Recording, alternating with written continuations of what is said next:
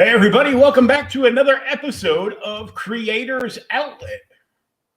Now available on the Age of Radio podcast network. You can go to ageofradio.com/creators outlet and download a whole bunch of episodes. The more you download, the better I look. So please, by all means, go and download some free episodes.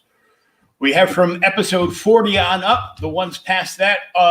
And if you want to watch the video versions thereof, if you're listening on Age of Radio, you can go to Joker Fan Pop Culture Talk on YouTube, or you can go to the Outright Geekery YouTube channel as well.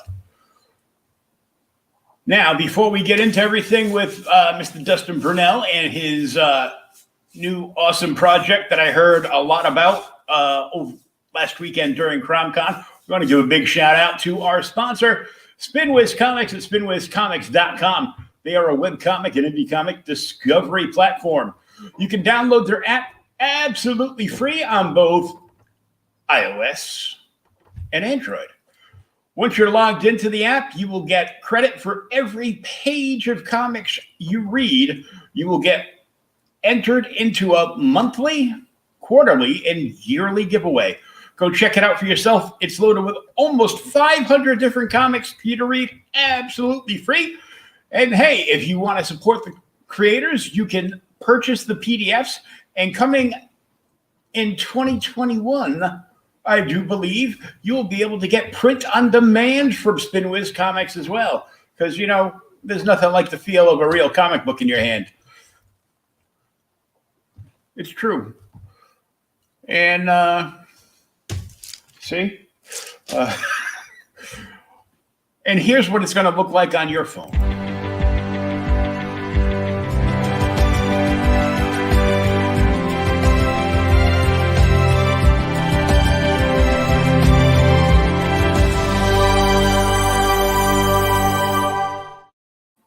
And now on with the program.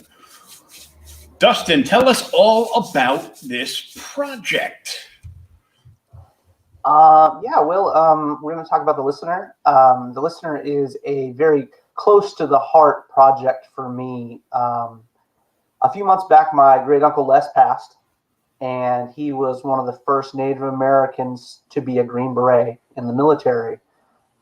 And we used to go visit him, and he'd tell us stories while we were there, and he was really good to my kids and stuff when we would visit. And as he got older, he got to the point where all he wanted to do was, and it wasn't like it was on purpose. PTSD was real bad. You know what I mean? He went through a lot, and it would always be stories. You know what I mean? Remember, almost like just reliving situations and telling us about these situations.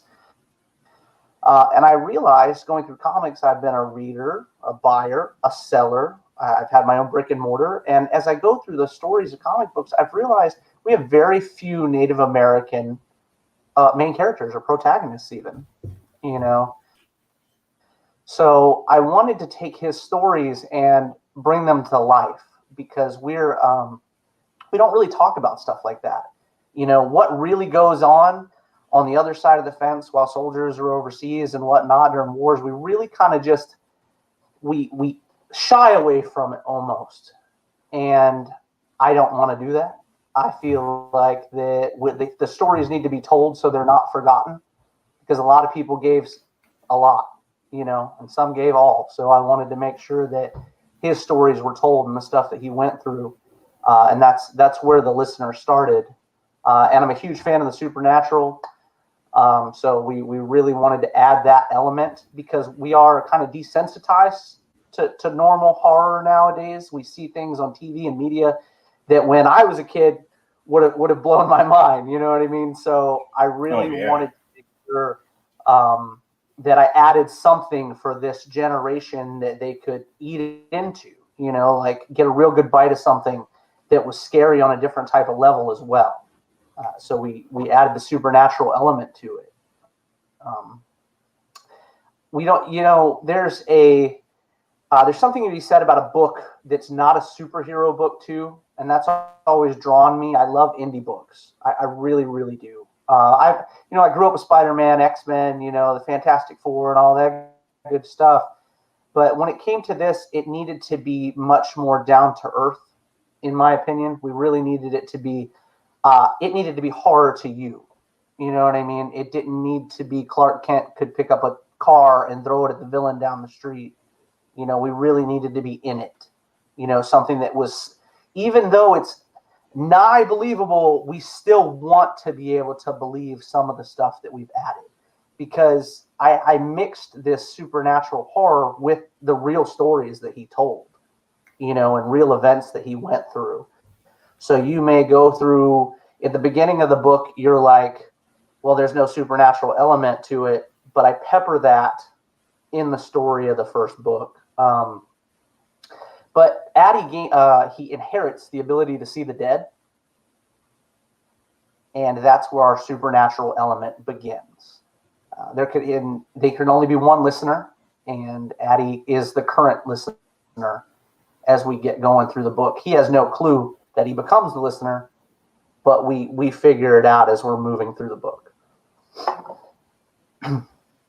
So he's seeing dead people. Yeah.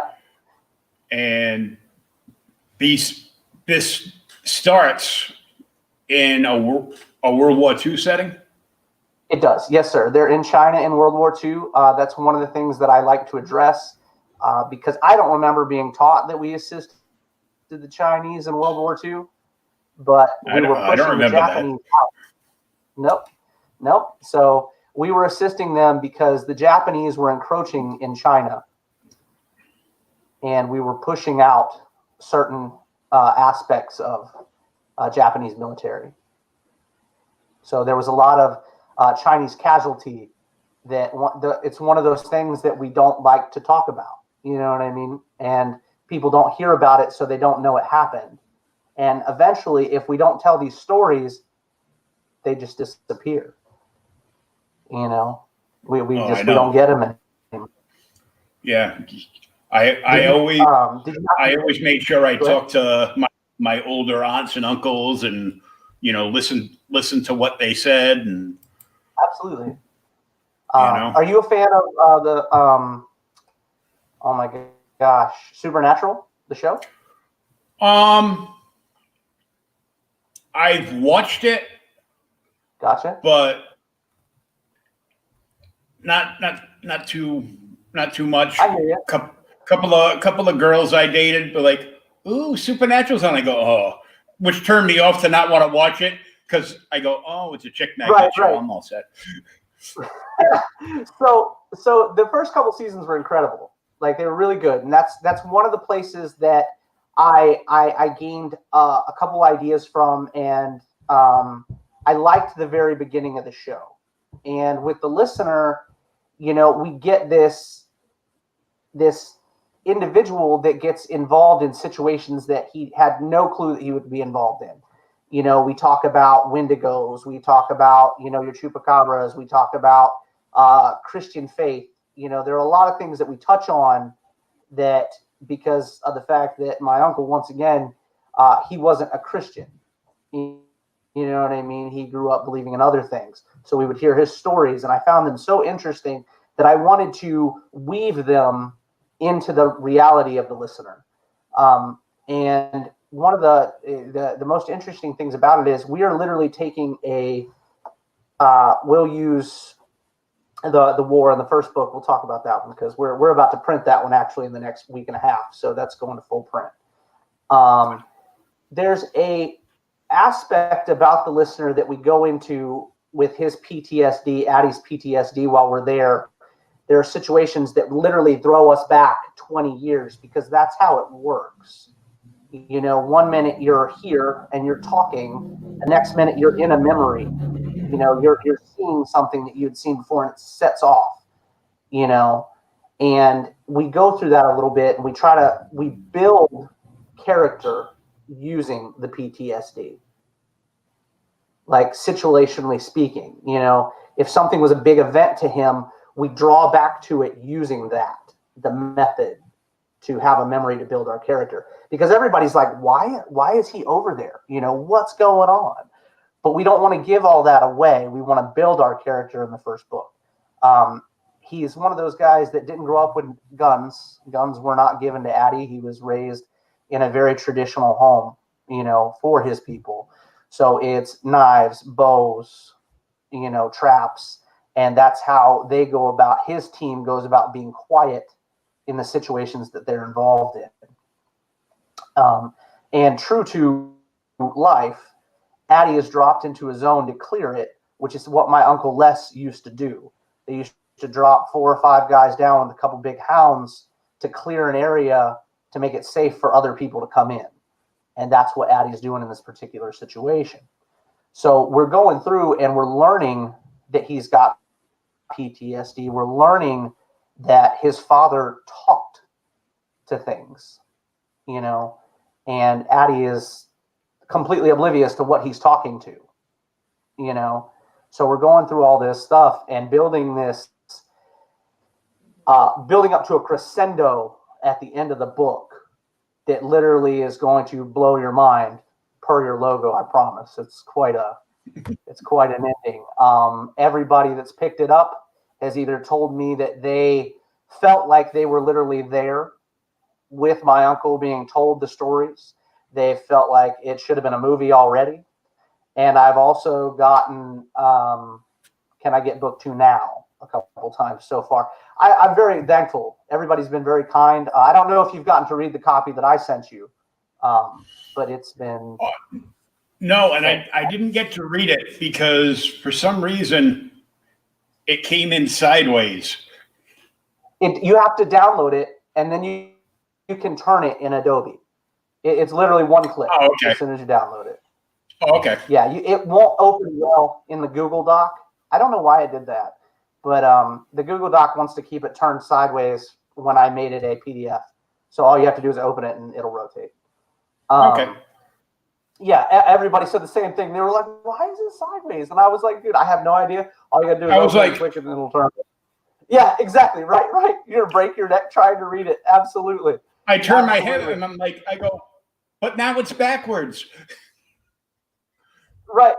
Absolutely. Yeah, we had some fun with that because everybody sent me messages and I was like, download it. Stop trying to read it out of the Google Drive. But it's the artist group we've had has been incredible. I mean, we've had huge amounts of feedback about the people that have been involved. My buddy Mike DeBalfo is probably the biggest name on our issue 1. You know, he's been in the game for a long time now. He did issue 1 for us. And then, actually, you know what? I can bring up my covers real quick for you and show you guys some of those if you'd like. We've got Mike DeBalfo did 1, and Marissa Pope, his apprentice, did 1. Then we've got a good one from Kyle Willis. Hold on, let me bring my covers up real quick. All right. Covers. Actually, I can't open them that way. Shoot. I'll open them this way. Chapter 1 covers. Are you familiar with Adam Field's work? Here's Adam's cover. Hold on. Let me bring it up this way. Adam did an incredible cover for us. I'm not familiar with Adam, but I know Mike. Okay, yeah, Adam, Mike did a beautiful one for us. Let me bring up Adam's real quick. Adam did some incredible covers for us. Here are his covers. We got a Virgin and a trade dress. Absolutely beautiful covers. And then Marissa Pope, who is Mike DeBalfo's apprentice, she did this awesome one for us. Huge fan of that one. Oh, yeah, that's sick. Right? That's one of our main characters. That's Neil. So that's a fun one. Here's Kyle Willis, a good friend of mine and business partner. He did this one. It's actually painted on a newspaper from the day after Pearl Harbor. Wow. So very excited. Yeah, that's the original one. And I've got the trade dress here, which is absolutely stunning. And that's an homage to Wolverine #1. What? Is it #1? Is it 1 or 3? It's an homage to Wolverine. It's a beautiful piece. And then Gabriela Ramos did this one for me. She'll be doing all our cover A's going forward. And we've got Eric's. Here's Eric Viola. Eric Viola is our interior artist, and this is his Death Dealer homage. His Death Dealer homage, and that cover is available through Cowabunga Comics, not through our Kickstarter. And then here is Mike DeBalfo's. Let me go to my art folder, HD art. Here's Mike's final draft, and that just got sent to coloring yesterday. So yeah, hello. Yeah, that cover is available as well. We recently added David Acampo to our team, and he's doing character designs for us as we move forward. So really excited about having David aboard. He's known for Zenescope work and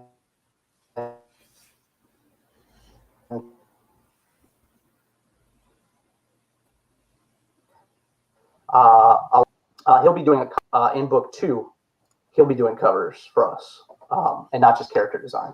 And then Ale Garza is actually joining our team starting on book 2 as well. So I'm really excited to have him on board too. Yeah, we've got a lot of power behind it. Like, there's a lot of names on this project, and I'm really wanting people to see how awesome this is.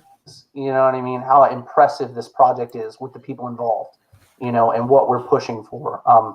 Like I said, we're going to print in a week and a half. We literally, we've been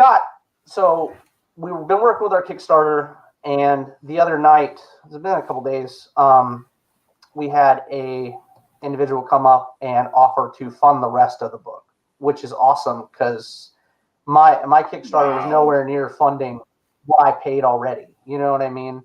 So I was very excited about it and very thankful. They asked that I not bring their name into it. I said I wouldn't. I sent them a nice care package, and we're really excited about that. If you're interested in Kyle's original piece, that is up for is a tier on the Kickstarter right now as well. His original painting.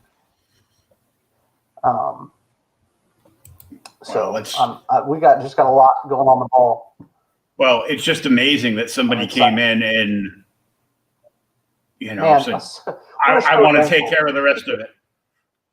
Yeah, I mean, it was just so thankful. It's an awesome gesture, and they're a member of the Native American community, and they really want these stories to be told. Because, like I said, aside from the aspect of the supernatural horror, there is real horror. There are things that Native American soldiers had to deal with that isn't in the light of day right now. You know what I mean?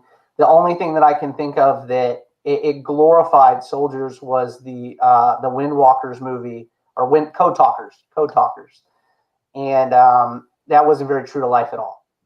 There was a lot more glorification to that position than these men were treated with.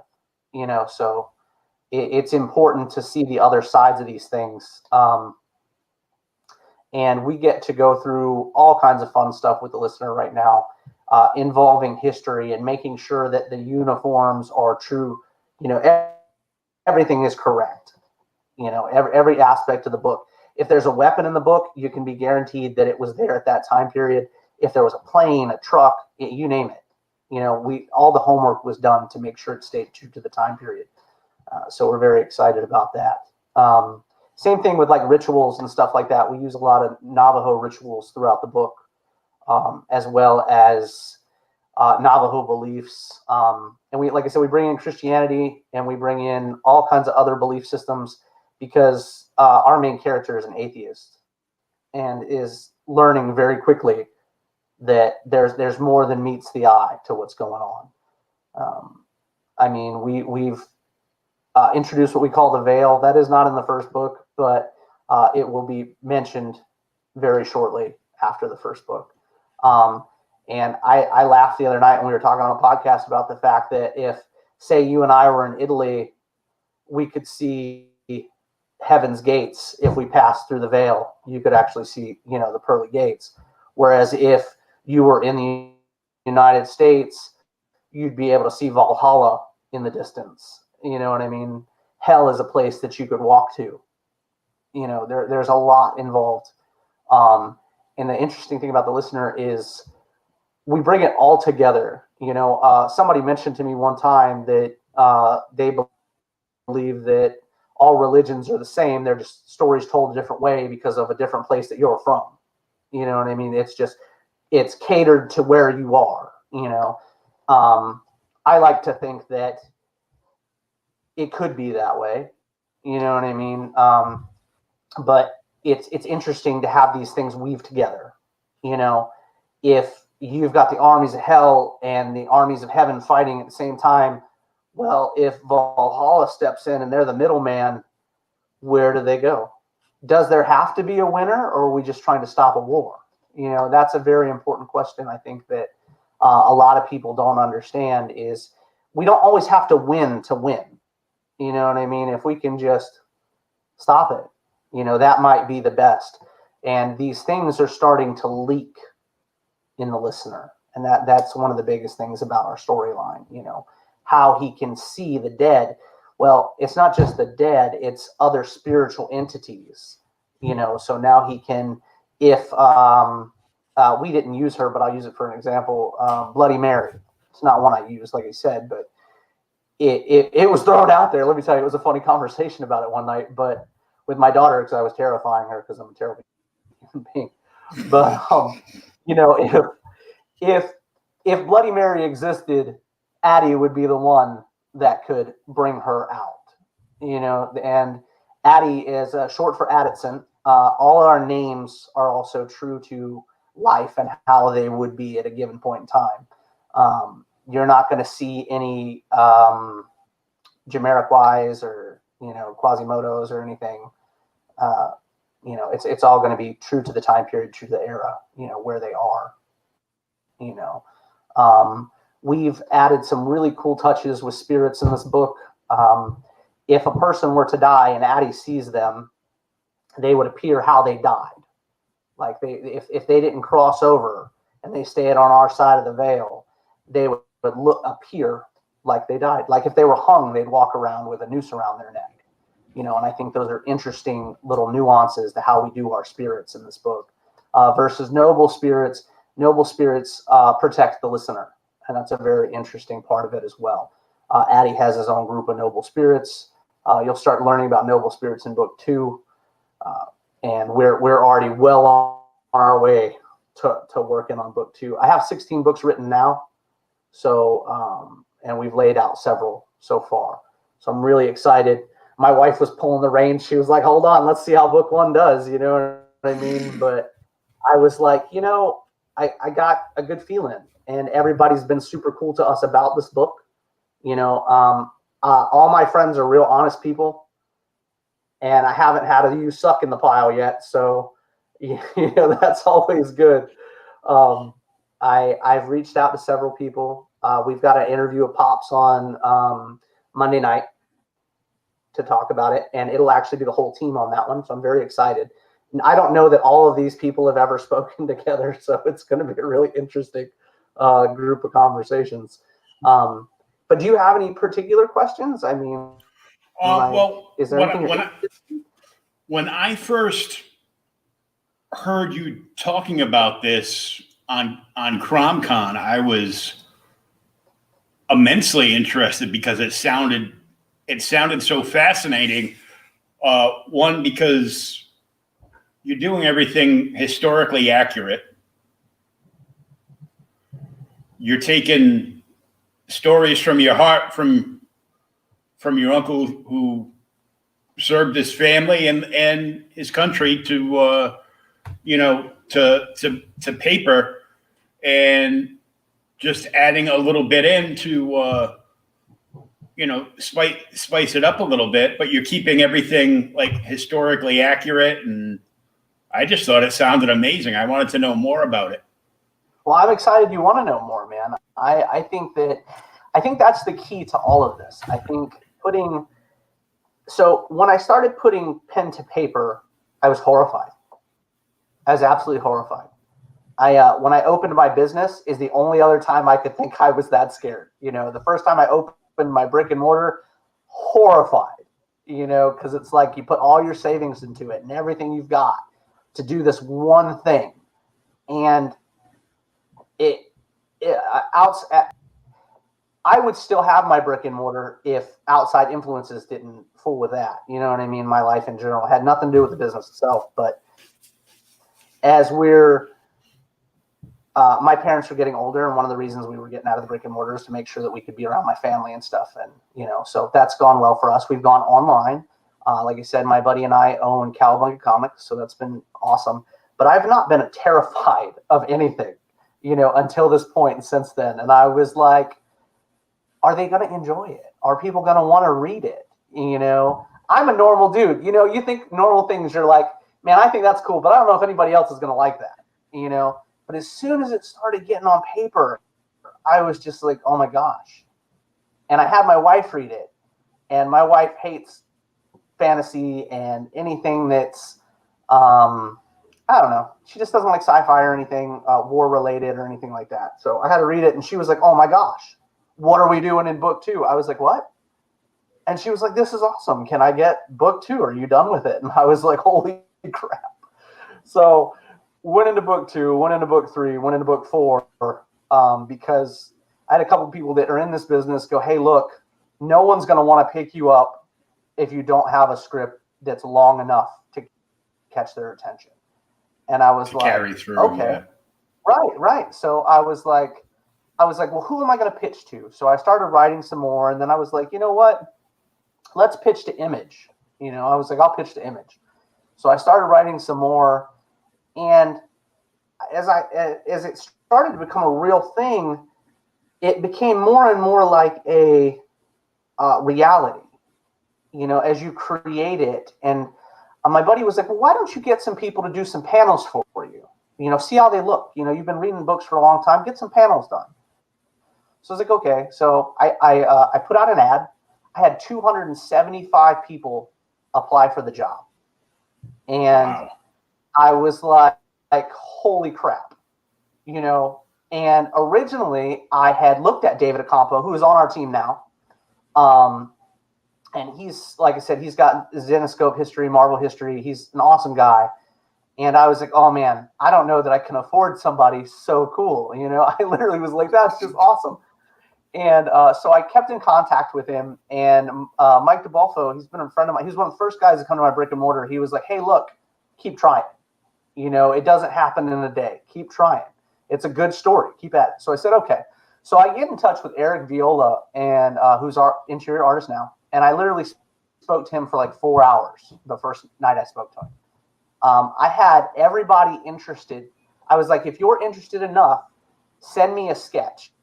Just send me a character sketch, and we'll go from there. I'll send it to everybody that's involved. My letterer, my wife, my editor. We'll talk about it. And Eric sent me this amazing sketch, and actually I'll show it to you right now. He was a painting. He didn't even sketch it for me. He sent me a painting. And it was absolutely phenomenal. And it's the one we use now for almost everything when we're advertising the listener. It's this stunning image. I'm going to show off too much doing that. Here it is. I mean, it's just awesome. Wrong way. I'm doing it again. There we go. This was the first time I had ever seen Addie on paper, and it blew my mind. It wasn't a simple sketch. He sent me a legitimate piece of art, and I couldn't get enough. And I called him, and I was like, hey, look, man, we need to get together. You and I need to have a conversation. Next thing you know, he and I were knocking out page after page after page. And I was like, man, we're a couple grand in now. Are we really doing this? Is this a thing? So it turned into even more. We just kept going and kept going. And book one, with all the pages were done, and it just got to the point where, like I said, we had it all done before the Kickstarter. And that's the greatest thing about this project.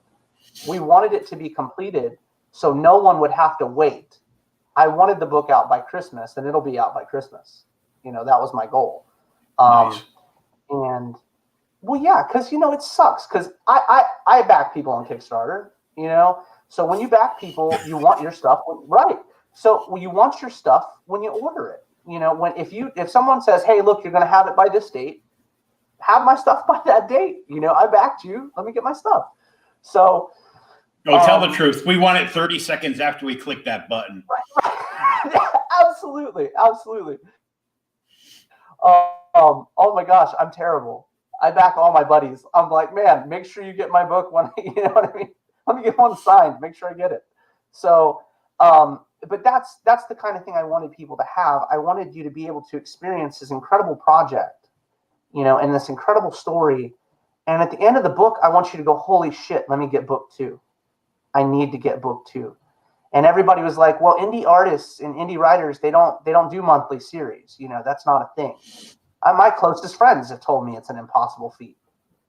Well, what nobody knows right this second, it is very wrong.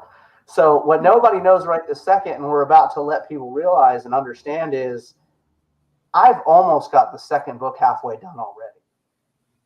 So if we're that far in, and I'm not planning to release it till the end of January, we're on a real good track to have it done. So all the guys and girls that are involved, Gabby, Marissa, Gwen, they're all willing to sign books. Everybody's excited about it. They'll be getting their comp copies soon with blank covers. So I'm sure they'll be selling some blank sketch covers of those books. And like I said, they'll all be willing to talk on Monday.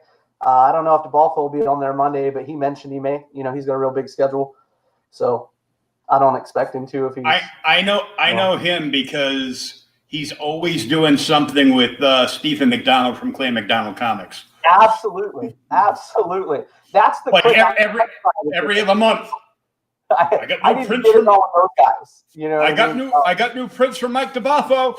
Right. He's going to be in the store signing. Absolutely. Yeah, I need like to get Steven, in with shut up. I got no money left. Right. You got no money left. Right. Well, that's how I feel right now. I'm like, ooh. So we did send everything to Antonio to get our first demos printed. So they'll be back in the next couple of days. I'm really excited to get those. It ended up being 8 covers for our first book, so I'm really excited. Wow. Yeah, it was a lot. That's a lot. I mean, that's a lot. Yeah. When they told when everybody was like, "Well, what are you going to do for a cover?" I was like, "Oh shit, I don't know. I don't know. Can't decide. We're going to do them all." So yeah, well, I mean, I've been so when you're in this business for a long time and you've been doing it for a while yourself, you've got you. If you're good to people, people respect you and are good back to you. You know what I'm saying? So when I was like, I'm going to do a book, I had several people go, hey, look, I want to do a cover, And like I said, my business partner introduced me to Adam Fields. Adam Fields is an incredible guy. He does amazing, amazing art. Just a stand-up dude to begin with.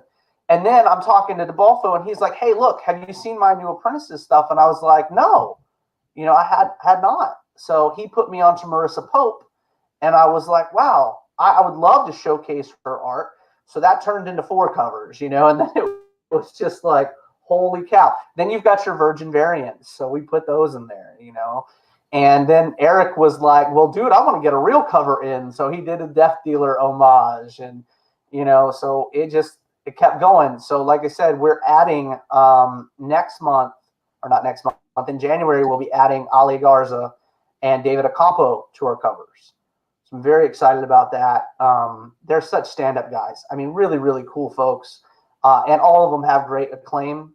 So you're guaranteed to get a nice piece. So the Kickstarter for this next one, we're probably going to be starting early December. We'll see. I may not kickstart, but I'm thinking about it, depending on how it's all rolling at the time period. I keep seeing all these amazing Kickstarters, and I'm so thankful for the platform itself for comic books right now. It's so incredible, and podcasts, and oh my gosh, I've learned so much since I started writing this book. And I've met so many wonderful people, yourself included. I mean, there are so many cool folks out there that you just don't even know. I just don't feel special because it's 2020 and everybody's got a podcast. I went and they laughed at me. I went and got my first webcam yesterday. They were like, if you're putting a book out, you got to be able to talk to people, and you can't use your phone all the time. I was like, okay. So I'm really excited to be technologically inclined now. I can get in there. But one cool thing about us as well, I know you're in Florida. Nope, I'm in Boston. I thought you were in Florida. Somebody said.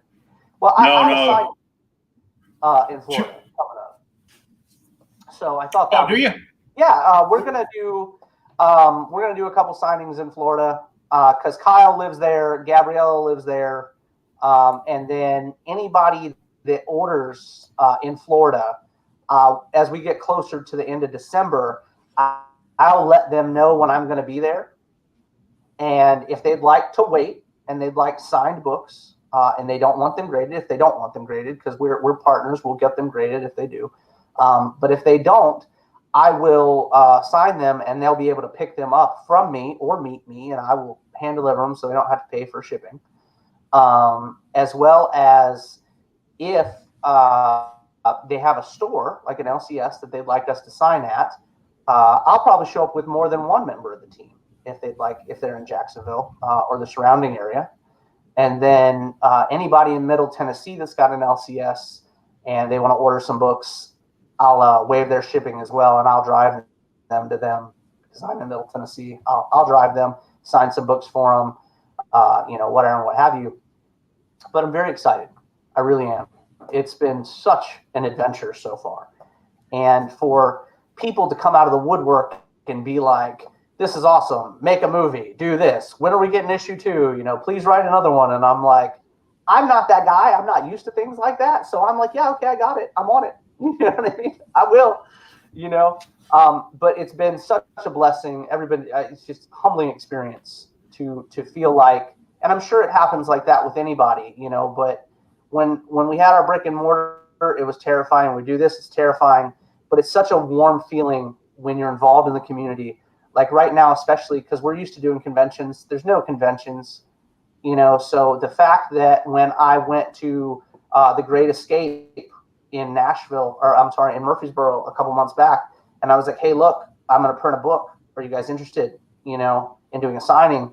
They were like, please, and that was really cool to me as well. So if the community is ready to start pushing books again and pushing creators, that's a powerful thing. And for us to be new and get involved in that, it's just a cool experience. Well, the two biggest stores I know of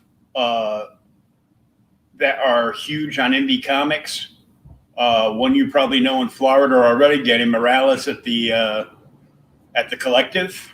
Oh yeah. And Jen King that owns Space Cadet Comics in Texas. Oh man, I need to reach out. I've never heard of that one. I'll check it out. Space Cadet. She's cool.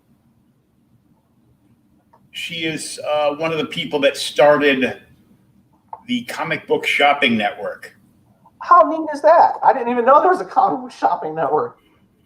That's awesome. There is. And it's like friggin' crack. Oh, I can't. Yeah, I'd stay away from that.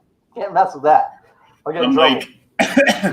I already spent my money for like two months earlier this month, and I still didn't cover, not with them, but I still didn't cover the whole tab with a buddy of mine, and I even traded off some books, and I'm like, well, I'll be getting some stuff soon. Don't worry about it. And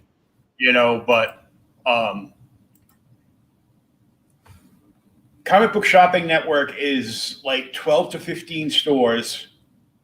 One or two of them, I think, aren't even brick and mortars. Oh, well. They're like you. Yeah, for sure. Because there's two older gentlemen, and they sit on a couch in front of a coffee table with like stands, and they just place books up there and tell prices. Hey man, it works. I've seen it. People, You know, the but books what it is all these stores together run consecutive live sales. Nice. That's awesome. Right now, because of being with OG, I get all the PR stuff. So right. A couple of months ago, they got an exclusive deal for every store in the comic book shopping network that wants to partake with Aftershock. Oh yeah, for sure. So they will get an exclusive #1 for every new Aftershock that comes out. That's awesome. About 4 or 5 months ago, Scout gave them the same deal because they sell so much Scout comics, because Scout's on fire this year. Oh yeah, for sure. And so every trade that comes out, they get their own exclusive. Every #1 that comes out, they get their own exclusive. If you've got the in for that, you have them hit me up. I'll do an exclusive cover for them, for the listener, if they want to do it. I'm down 100%. I will shopping network exclusive cover for those guys all day. We are doing a cool thing right now for shops. It's on the Kickstarter. We're doing 10 copies of cover A, which is Gabriella's cover, for $70. That's more than half off retail right now, because we're $15 for issue A. So if any retailers that can prove their validity, you know what I mean, I am more than happy to help boost, sales for indie comics. I'm a retailer. Yeah, exactly. Man, you're some dude in the loft with a bunch of comics behind you. Right, absolutely. We're trying really hard to make the book accessible. Now, that being said, before I forget, I'm not one for language in my book. I don't. It's not going to happen very often. It does happen occasionally, but it is not for the faint of heart. There is a lot of gore in my book, my first issue. It continues for a little bit, but once you get to this, it's to set an air, like surround you in something, so we can put you into this situation, because I want you to feel it.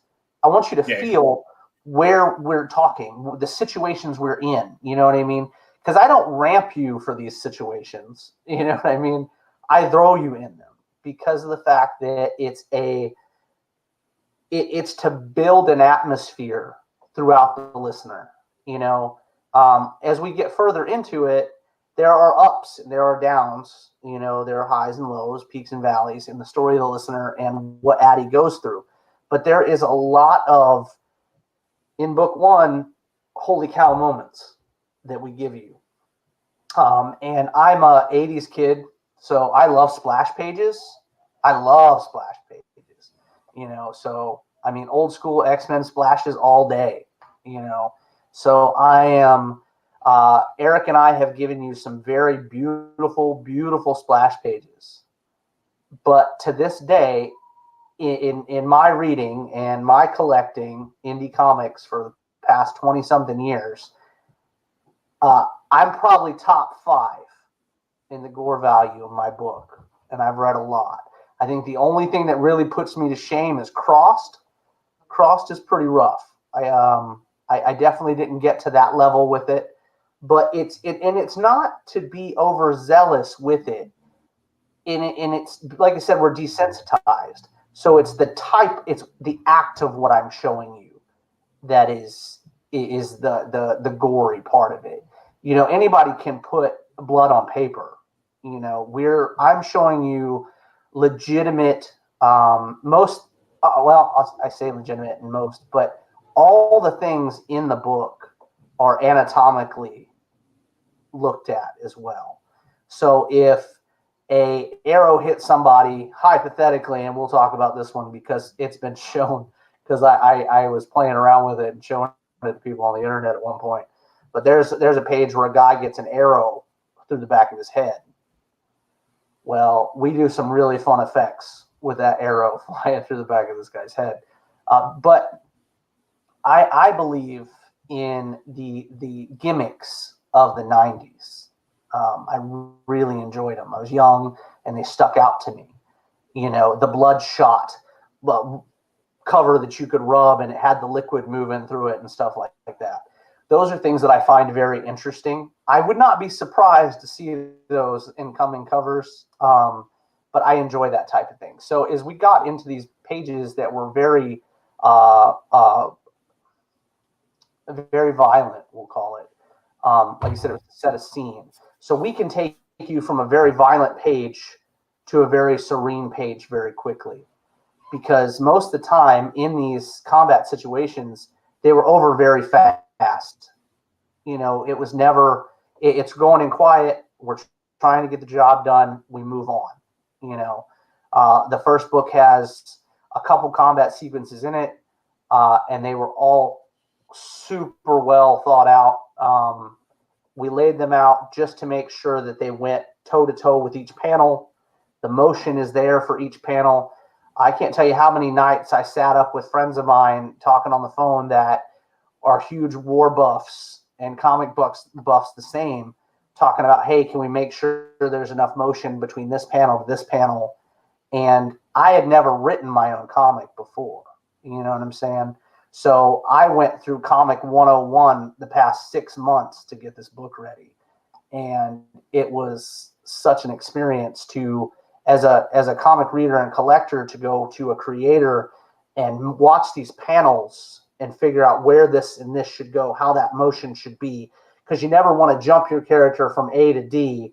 So it's like, well, how do we get from A to D that's appeasing to the eye? You know, you want to be able to read it and you want to understand where we're moving to.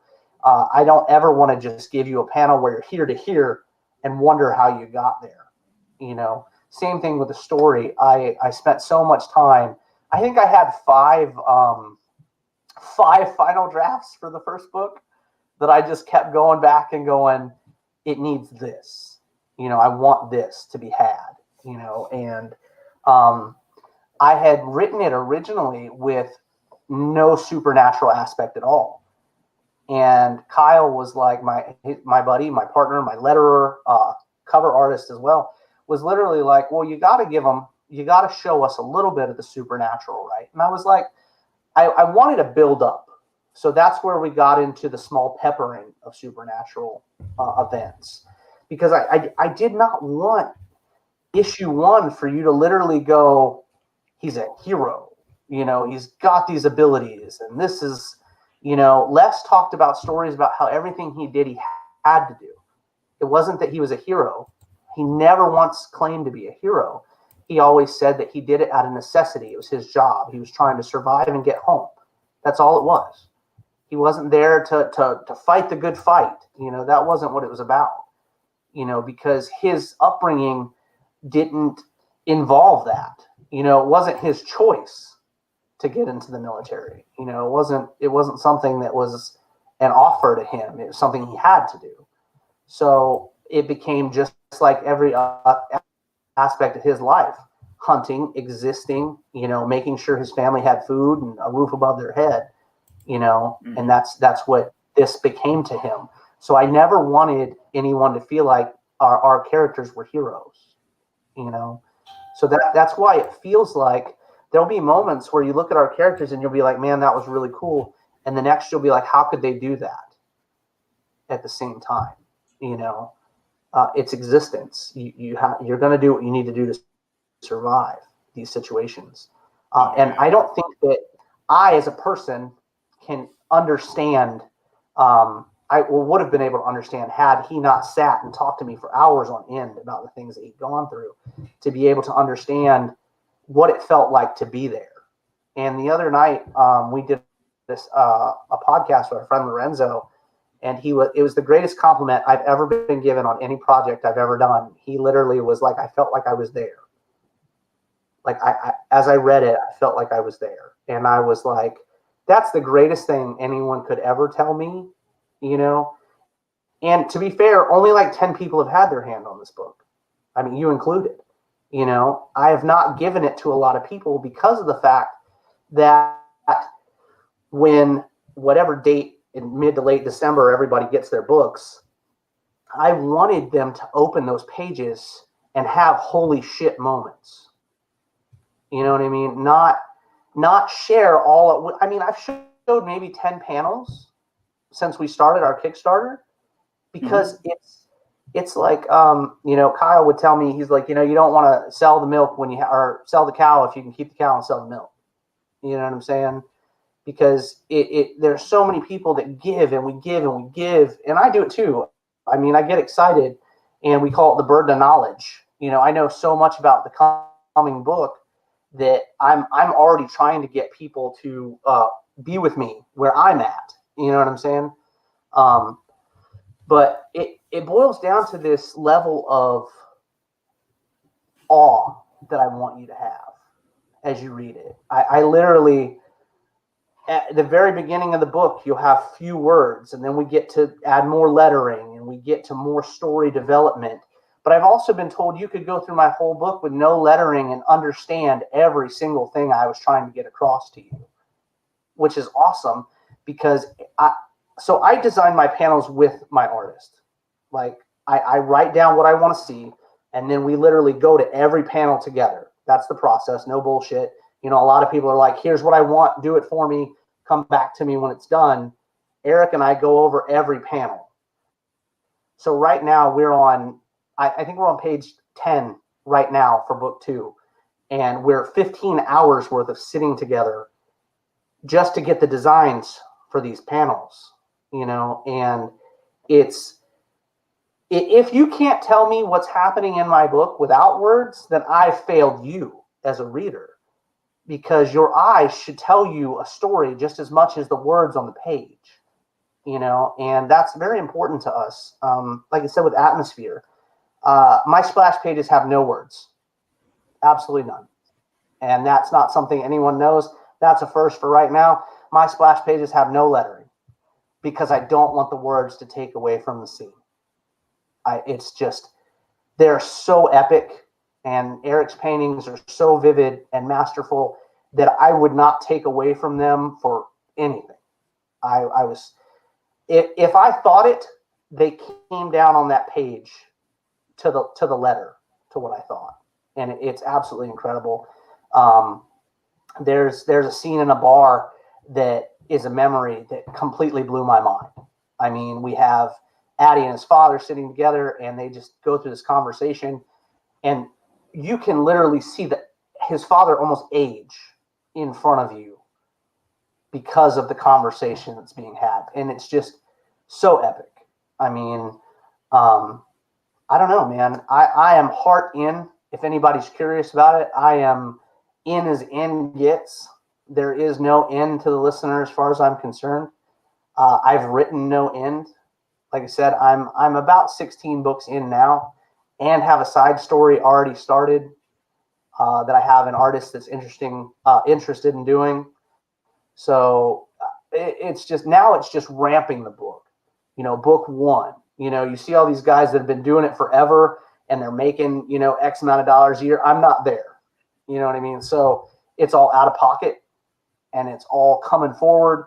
And if people enjoy the covers, they enjoy the book, support the book. You know what I mean? Support the covers, because these beautiful artists that we're putting on this book, they're not cheap. Their work is amazing, and I wouldn't cheap them. You know what I'm saying? So as we're moving through, that's like our prices right now. Gabby's book is 15.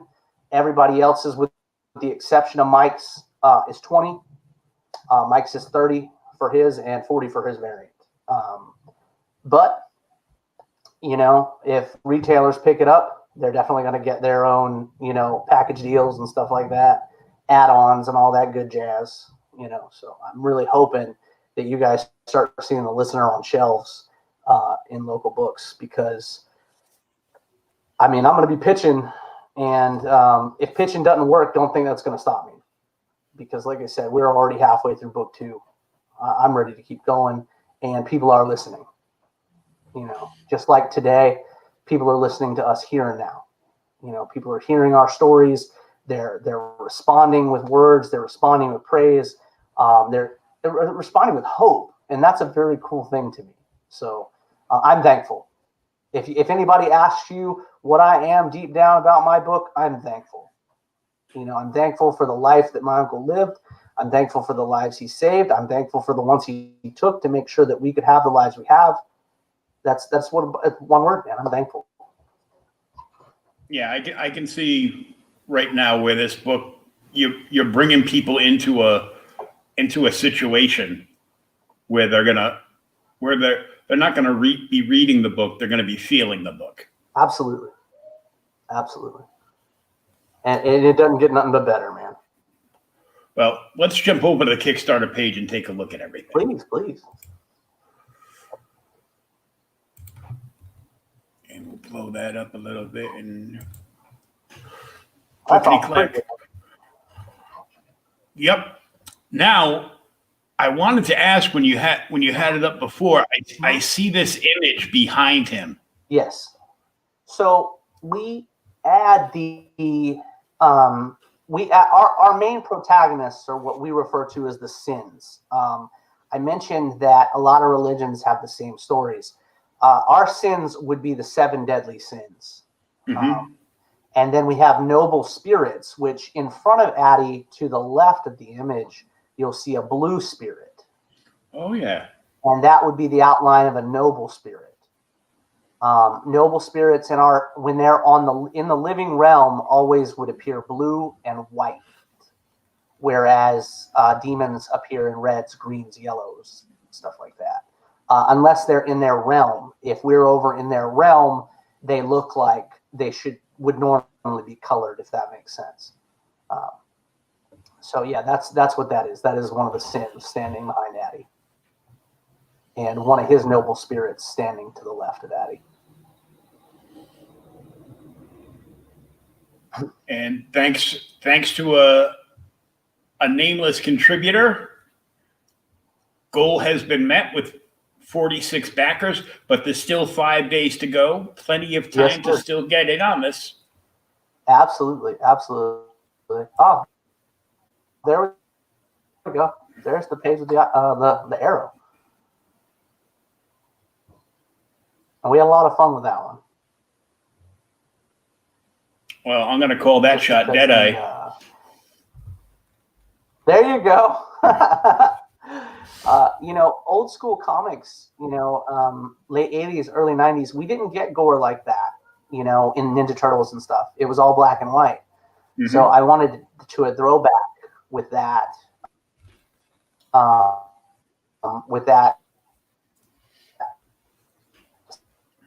Second panel there. And I wanted to throw some old gimmicks in with it as well. I've always enjoyed that type of thing. And that is Guy in the tree. He's one of our main. Nice. It's gorgeous painting.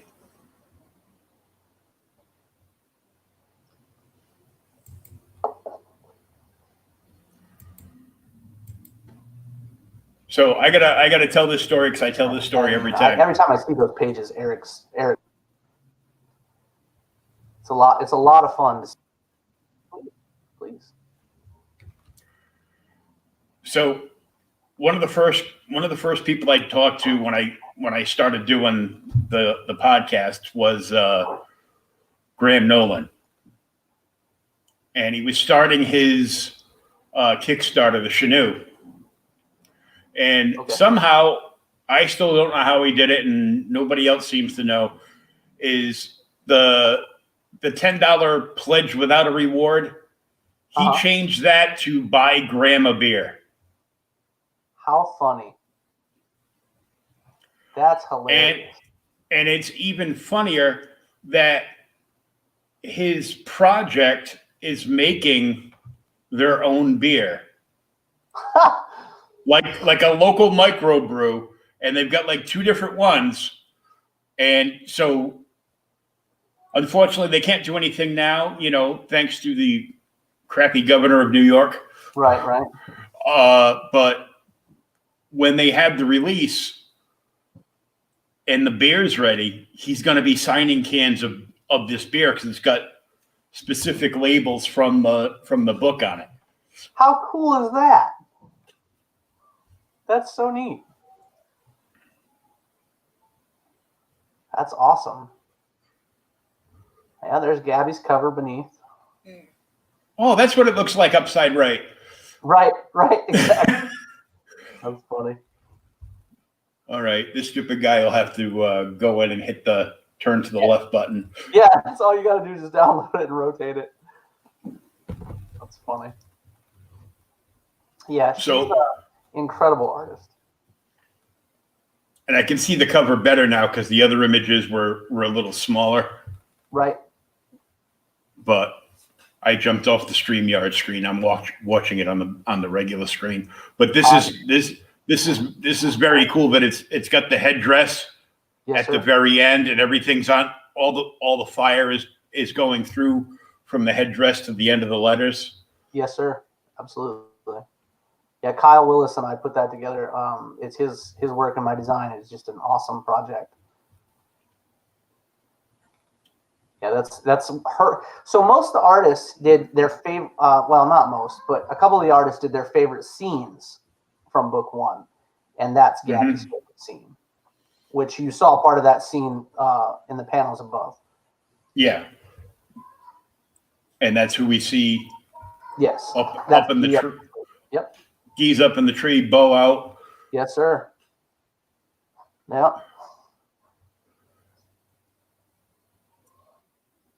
There it is. Mm-hmm. No, that was Eric's first cover. That was like I said, that image started it all. Don't cry, puppy. One day you'll be on a cover too. She's being silly. She needs to go lay down. I don't know how she got in here. Rotten dog. Go lay down, Lila. Just wanted to be on TV. Oh, absolutely. No, she's a big old baby. She don't want to be on anything.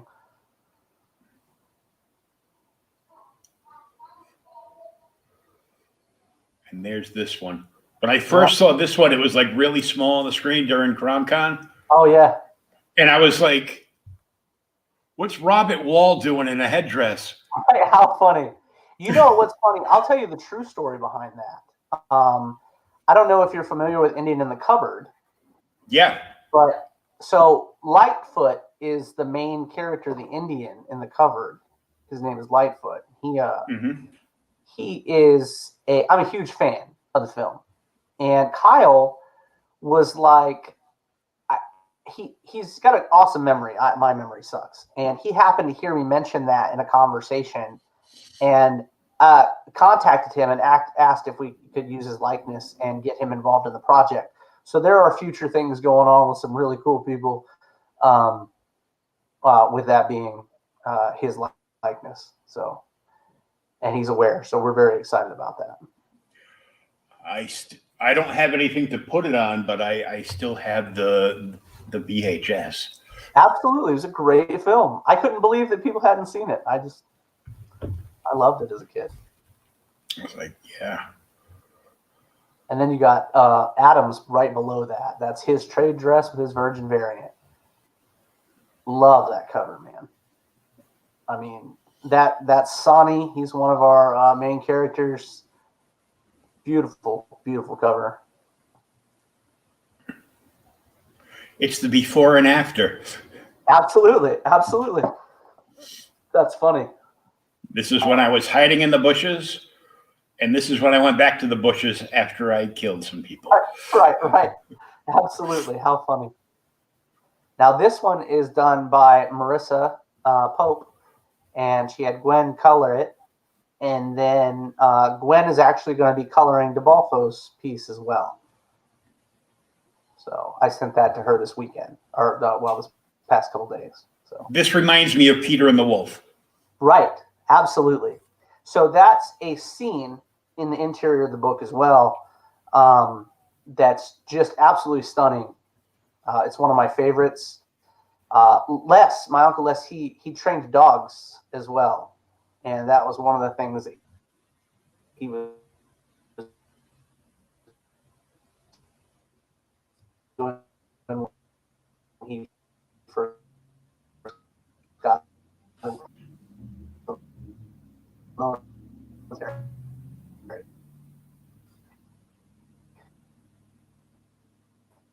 And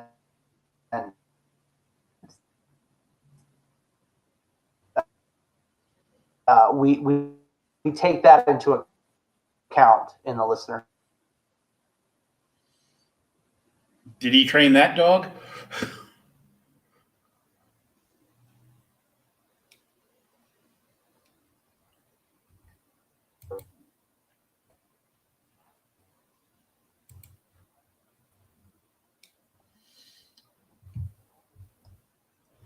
Whoops, you're frozen, Dustin.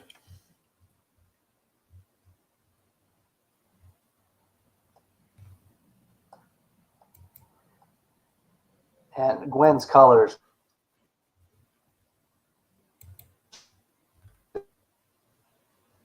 They made me. There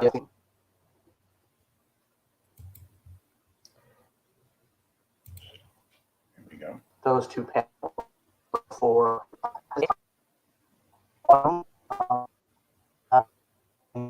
We were the two. Did we get?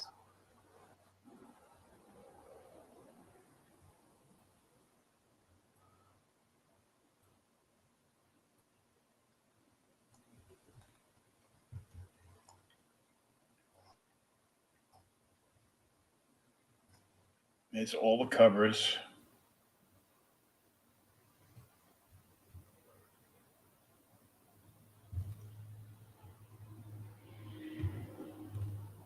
And Mike the Buffalo's cover is coming soon.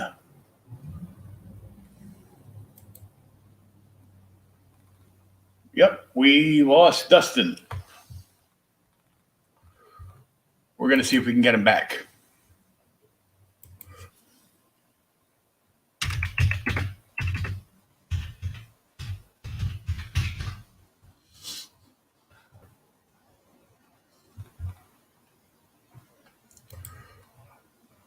One second, everybody. He started freezing up, so I'm going to see if I can get him back in.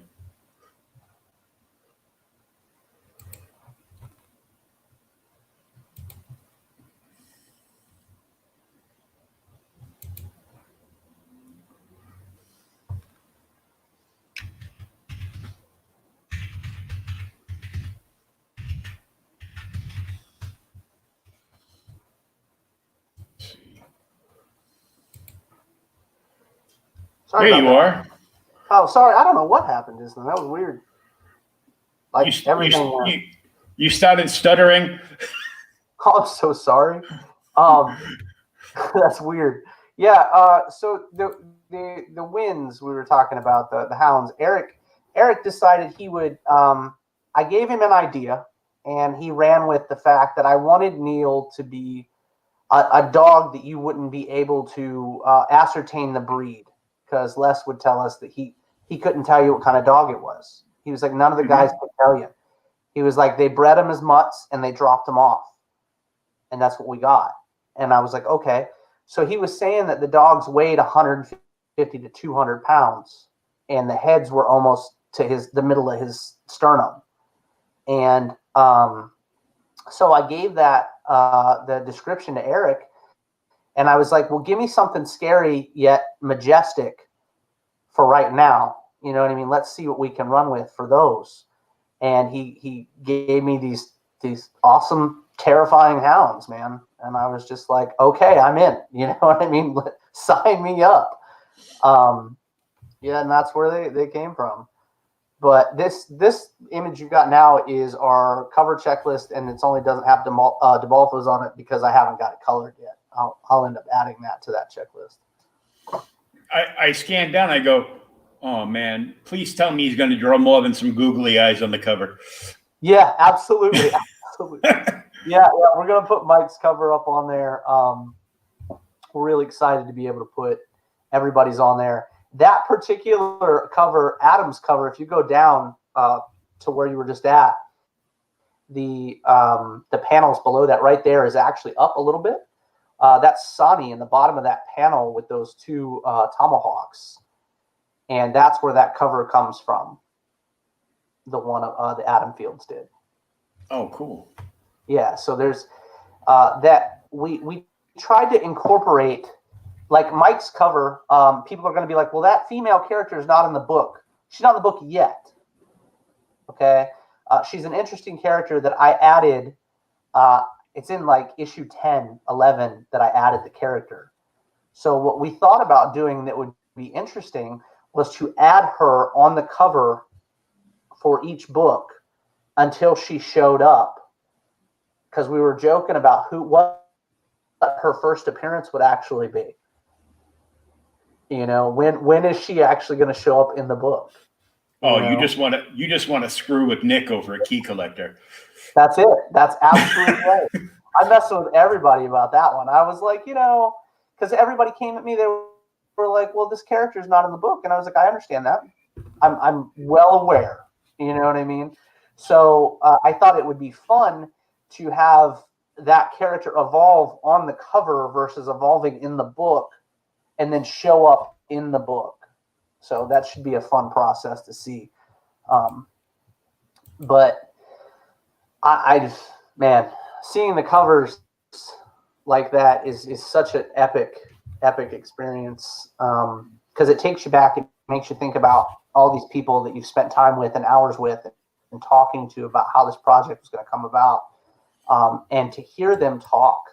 I mean, when Adam had me on CromCon, he invited me. I was just so floored, just so floored and so thankful that someone would be so into the book.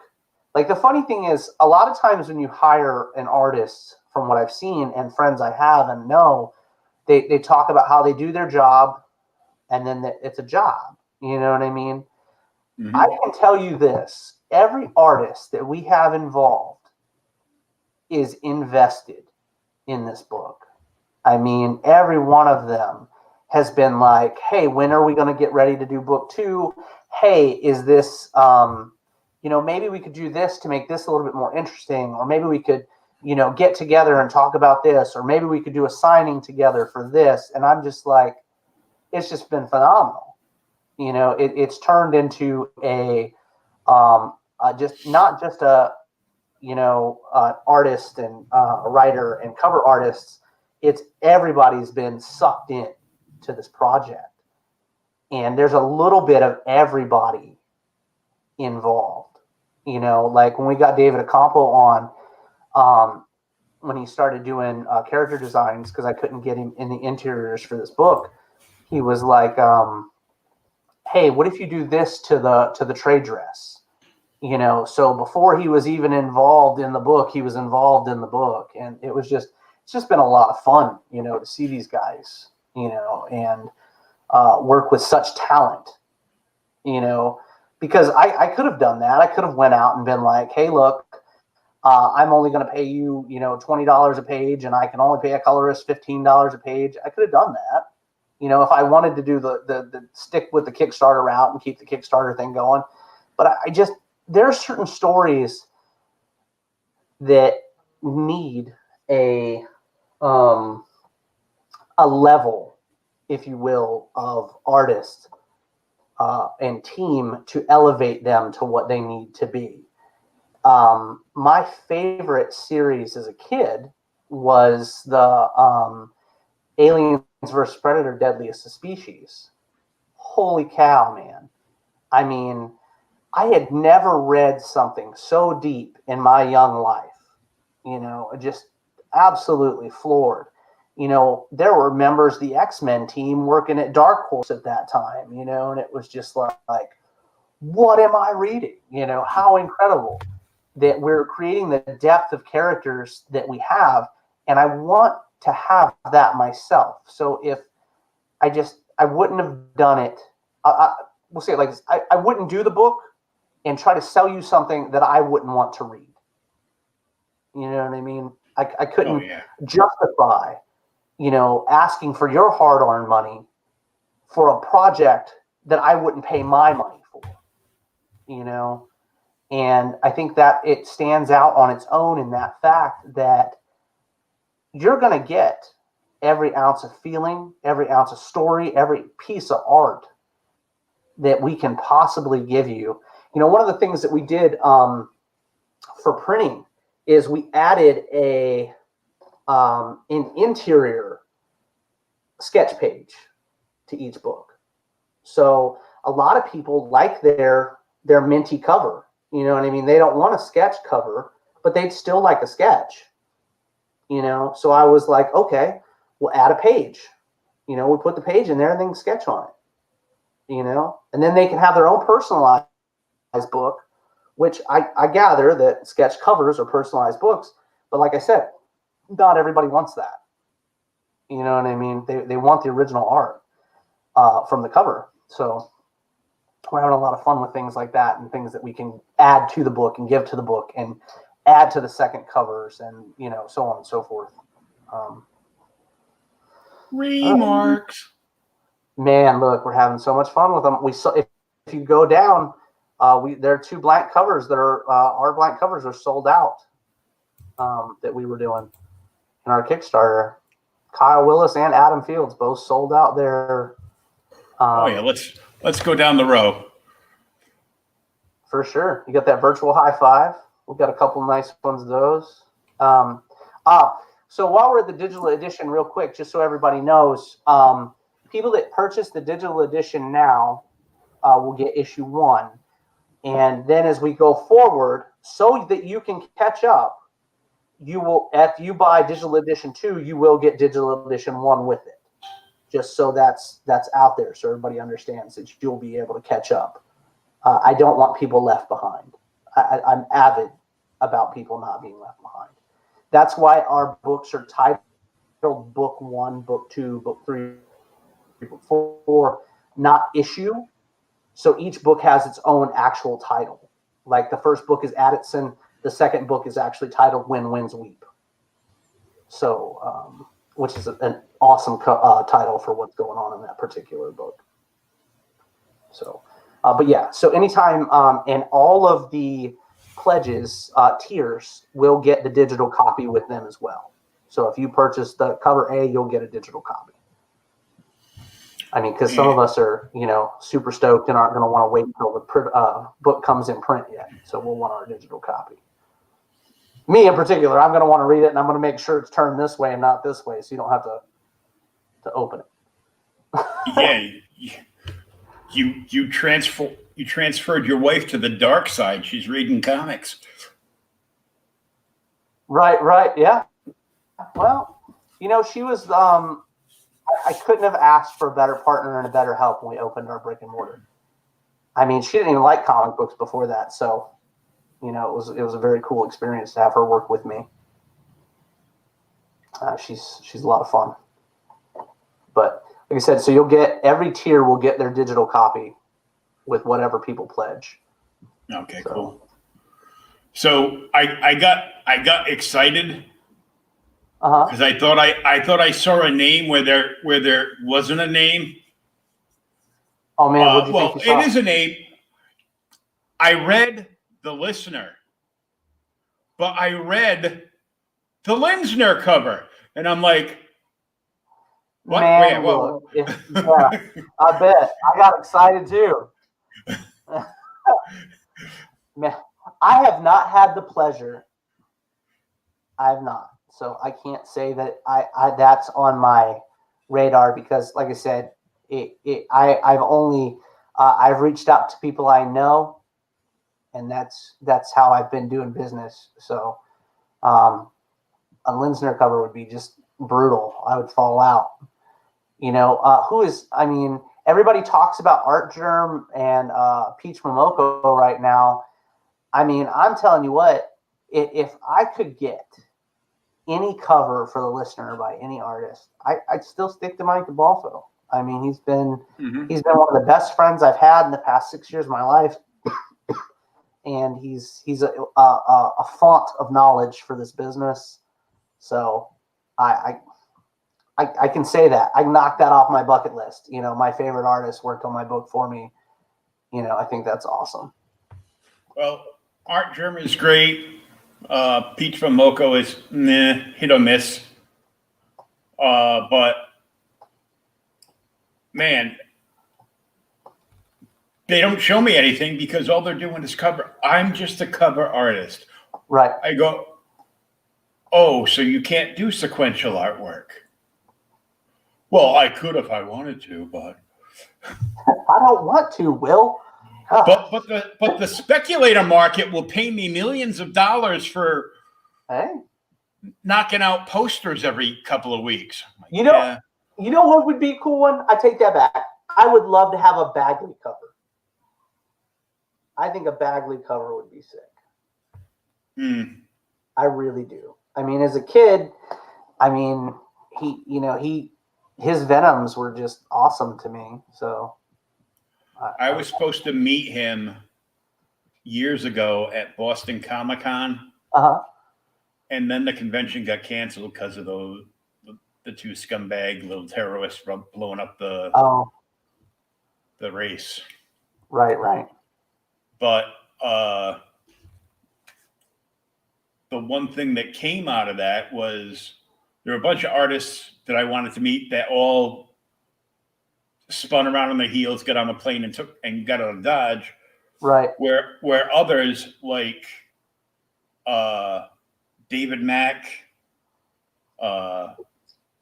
Tim Sale, and a handful of others all got together and went out to local area New England and Boston comic shops to meet the fans. Whoa, that's sick.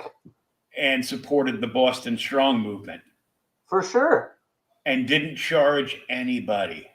That's Tim awesome. Tim Seeley too. That's so awesome. I wouldn't even know what to do with myself. That would have blown my mind as well, man. I just wouldn't.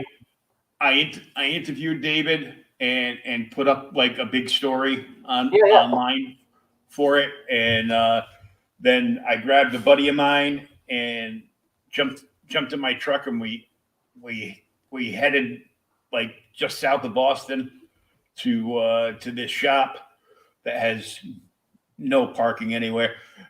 So I had to drive around the square for like an hour to find a parking spot. Oh man! And then we went in. The line was out the door. We went in. We both bought stuff from the store. As while we were there, I got a nice Doctor Strange #1. There you go. Wasn't grade worthy, but it's still probably like an 8.0 or something. I'm going to be honest. I have never been. We joke about the grade snob terminology. You know what I mean? I've never been that way. I've been my favorite book in my collection right now, and it'd irritate the crap out of some people, but I have a restored Action 252. And it is my favorite book in my entire collection. I probably paid $1,000 for it, and it is my favorite. Supergirl will always be one of my favorite characters, and to have her first appearance to me was a feat to me. You know what I mean? To actually be able to get a book that old in the condition that it's in, it's like it's an 8.0 restored, and I am perfectly happy with it. It's like the gem of my collection. I've got 400 and something long boxes here right now, and it is my favorite book. I'm about to have that. There you go. Back in 2016, I fell deathly ill with cellulitis, fasciitis, and sepsis. Jesus. Yeah, he was with me. Because they lost me once on the OR table, and I coded probably about 5 times in the ICU. That's terrifying, man. Well, I'm glad everything. They had to do a reversible trach on me, which and I have 3 18-inch scars on my right leg. And I got a floppy foot because when they did the fascia, they had to hurry up and do the fasciotomy. So they clipped a whole bunch of nerve clusters, so my foot just goes Oh, man. like this. And I've Well, got you got stories to tell those girlfriends. You know what I mean? You tell the girlfriends, this is how I got these scars. You know, you tell them like a real good story. Yeah, like I was in this book called The Listener, and they shot my eye out. But your eye's right there. It's glass. Is it? That's right. No. Here, let me pull it out real quick. And my aunt actually has a glass eye. Oh no. And oh no. My mother used to tell this story at wedding receptions years and years ago. Her husband, who we lost this year, be like, keep an eye on my drink. I'll be right back. Oh no. And she would take her eye out and put it in the drink. That's awful. Oh man. That's Imagine rough. coming back, you pick up your highball and you go to, and it's looking back at you. No. Oh man, I wouldn't even know what to do. That's funny. That's so funny. Goodness. Yeah, I think we've got to this point where there is no back. You know what? And we're looking at these numbers together, and we're looking at these books and these covers, and it's just, it doesn't do anything for me but push me harder. You know, when you get people that, you know, oh my gosh, that have, like I said, there's only been a few people who've got their hands on it outside of our team, but the response has been so much so that I just, it would be a discredit to everything that we have done to not continue. I wrote a letter to my uncle. I realize he's passed, you know what I'm saying? But it was very therapeutic to me. And I just, regardless of what anybody believes, I believe that someone is always listening. There's always someone listening. And whether it's who you expect or not, that's a whole different deal altogether. But I don't believe we're ever alone. So I normally end emails and for the book and everything, reminding people that there's always someone listening.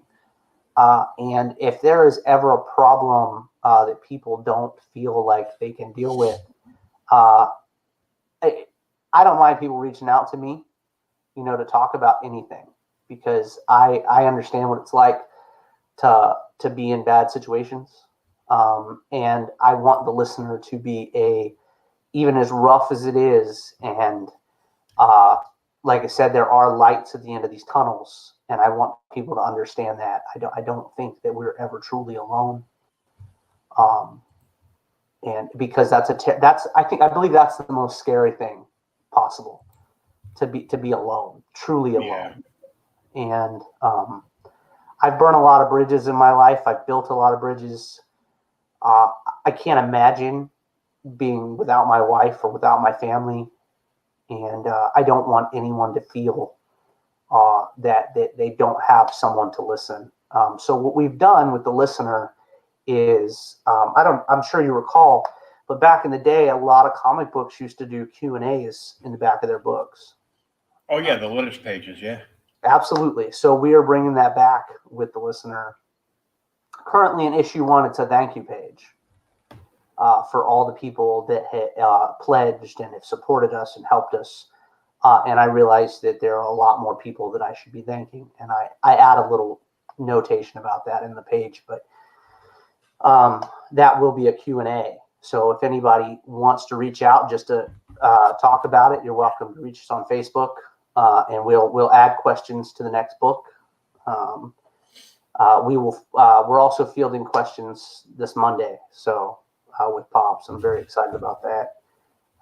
But there's always hope and light at the end of these dark tunnels. Oh yeah. And it's very important that we pushed that in the listener, because I really wanted you to go about as down in that rabbit hole as you can get to realize that you can come back out. And Issue 2 is probably my come to Jesus moment in this series. If it doesn't take you from point A to point B emotionally, I don't know what will. So very excited about that. When do I get that? Yeah, exactly. So at the end of book 1, I guarantee you read book 1, you flip it right, and tell me how special I am for having it the wrong way. You come back and you tell me how you feel about it. I guarantee you, you're going to ask me when book 2 is coming out. I'm already asking you when book 2 is coming out. Hey, man, if it all stays on par like it's doing right now, we're going to be into January. That's my goal. So, and that's the first we're having of this conversation. So, into January is what I'm looking at. But I got to make sure that issue 1 does what it needs to do, and we get the people that we need to get on board. We get enough sales so my wife doesn't regret marrying me and make me happy. So I don't want to have to listen to that. So let's get the listener sold. We'll get we'll get some more pledges in, and we got 5 more days on this Kickstarter. We'll get some more money in there, and then we'll take that money and invest it. That's all it's about, is investing it into the next book, man. Because I mean, the listener's not about getting rich. That's not the goal. It's to get the story across and to get this amazing book into people's hands. I woke up after my uncle died, like 2 weeks after he died, and was like, this is what we're doing. This is a thing. It's a project, and from a project, it's become a reality. And from a reality, it's become a finished product. And I'm going to keep pushing it. And as long as people support it, I'll keep supporting it. Hell, I'll support it if I'm alone supporting it. Just got to keep going. Absolutely. But you know what? Like I said, I'm very blessed and very thankful. There are a lot of people listening. I'm not walking this path alone.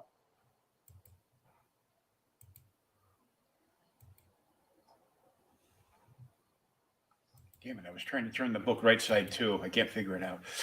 There's so if you open it at the very top, it should open. When you download it and you open it, it should open in your browser. Is where it should open when you download the file. All right. So at the top, when you download it, there'll be a rotate icon at the very top of the page. You should be able to rotate it. I'm not seeing it. Hold on. 1 second.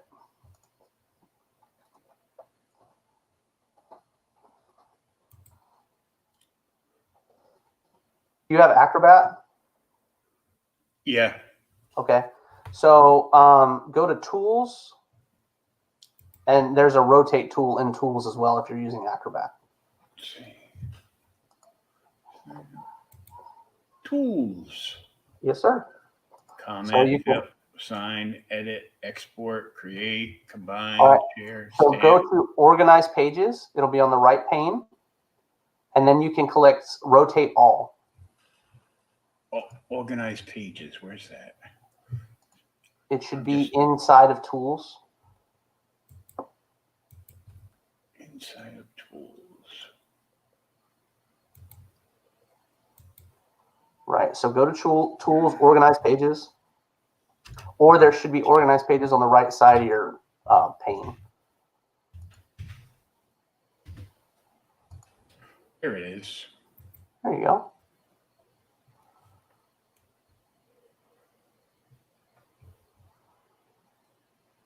Bloody hell. Right? No, I can't do it. Why? It wants money. What? I've only got the free version of everything. Oh, I'm sorry. That's all right. I'm special. When I've never made a PDF with that many images before. So when I made it, it wouldn't let me change landscape to portrait. So when I have to download it, but then in my infinite wisdom, I'm just like, Acrobat flips it for me. You know what I mean? I'm not even conscious about.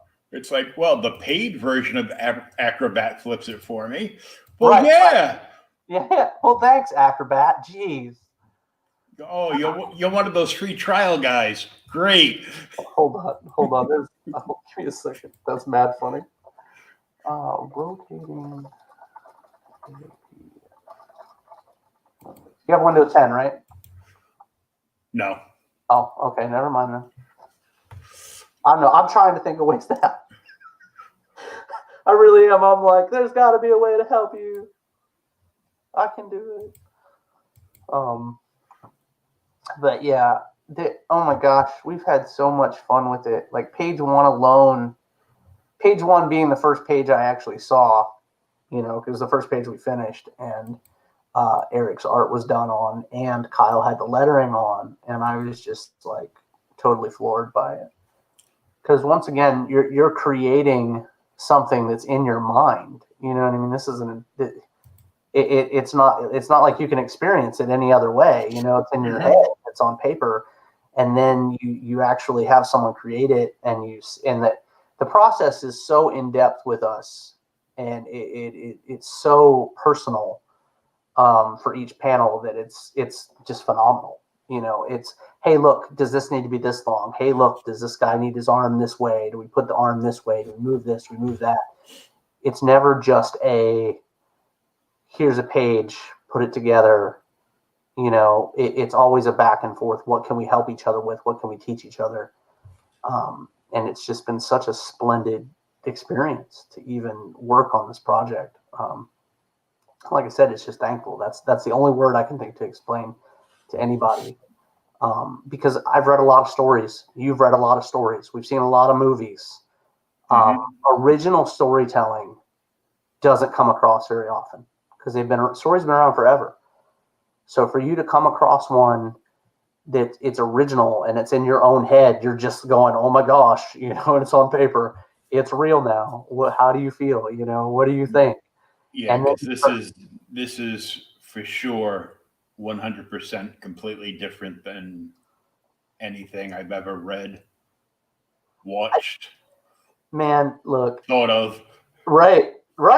And that's what kept pushing me to do it. Because like I said, once you start looking at those dollar signs, you get to be like, whoa, is it going to be what you want it to be? And then when you finally see it, I'm not gonna lie, I ran to Staples a few days ago and printed my first copy from Staples, and they absolutely botched the job when I had them print it.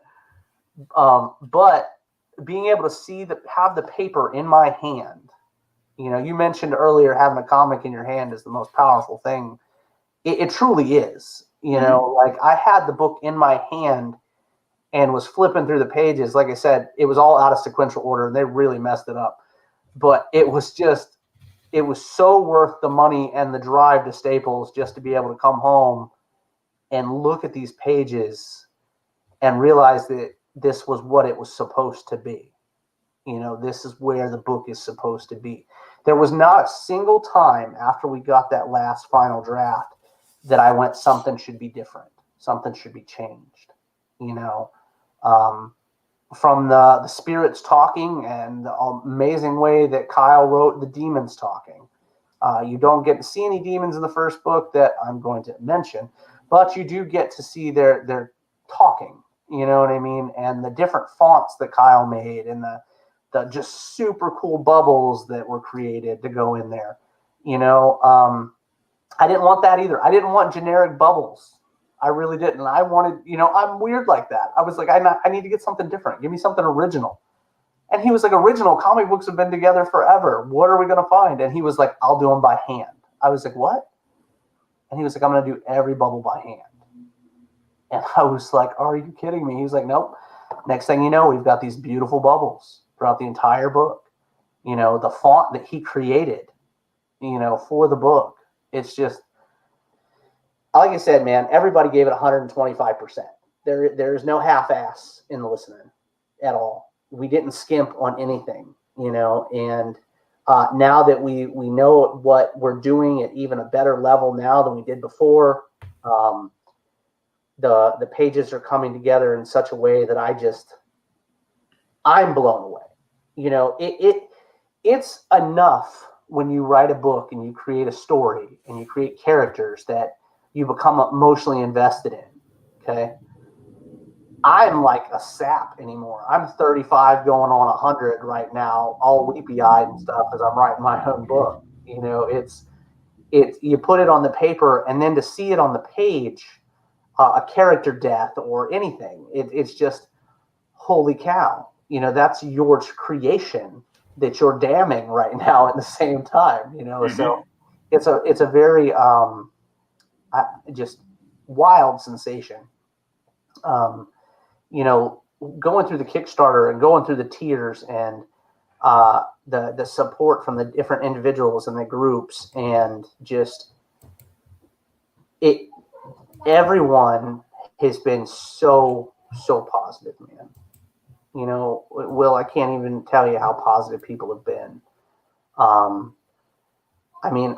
woke up one morning to a message in my inbox for Kickstarter.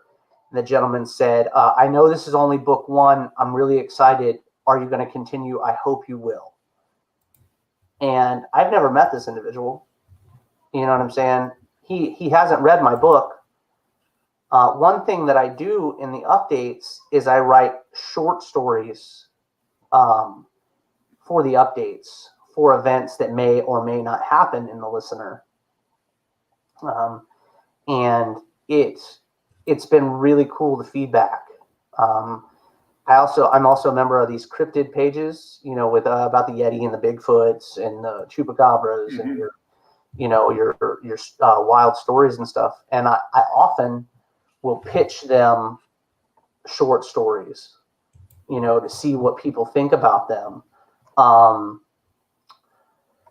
We wrote a interesting arc recently about, oh my gosh, my mind just went blank on it.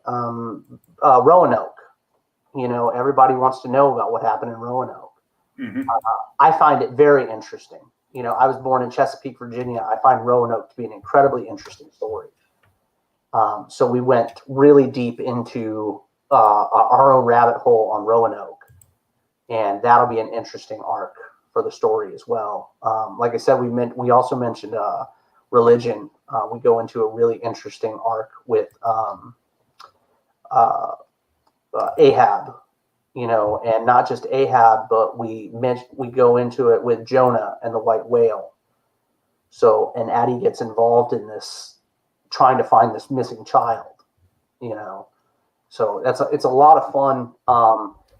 I wanted to take stories from all walks of life and update them almost for a different type of horror fan.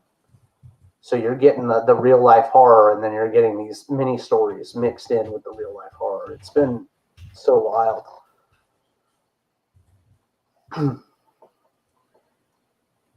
I just think, and I'm all giddy and proud of myself. I actually turned it the right way.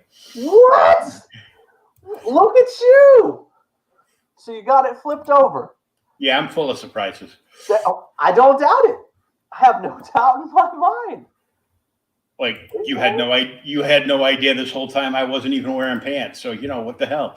Right. I'm like, hey, man, if you can do this whole interview without me knowing you're not wearing pants, I'm okay with you never wearing pants. I'm all right with that. Okay. I'll be over for the holidays. That's right. Come on by. I'll have the turducken ready, We didn't say anything about underwear. We just said pants. So as long as you've got a pair of britches on, we'll be all right. Oh yeah, because of my legs, I always wear shorts. There you go. Like, even in the wintertime, people I'll be going out to an appointment, going down the ramp, right. with my heavy Hulk hoodie on and right. A pair of. Aren't you cold? No, it's awesome. I'm super warm right now. I'm like, I go, I can't feel my leg, so I guess that wouldn't matter, would it? How funny. So it was just, crazy. But I got to tell you right now, I think Eric and Kyle's covers are my two favorite. For sure. I get that. Because we've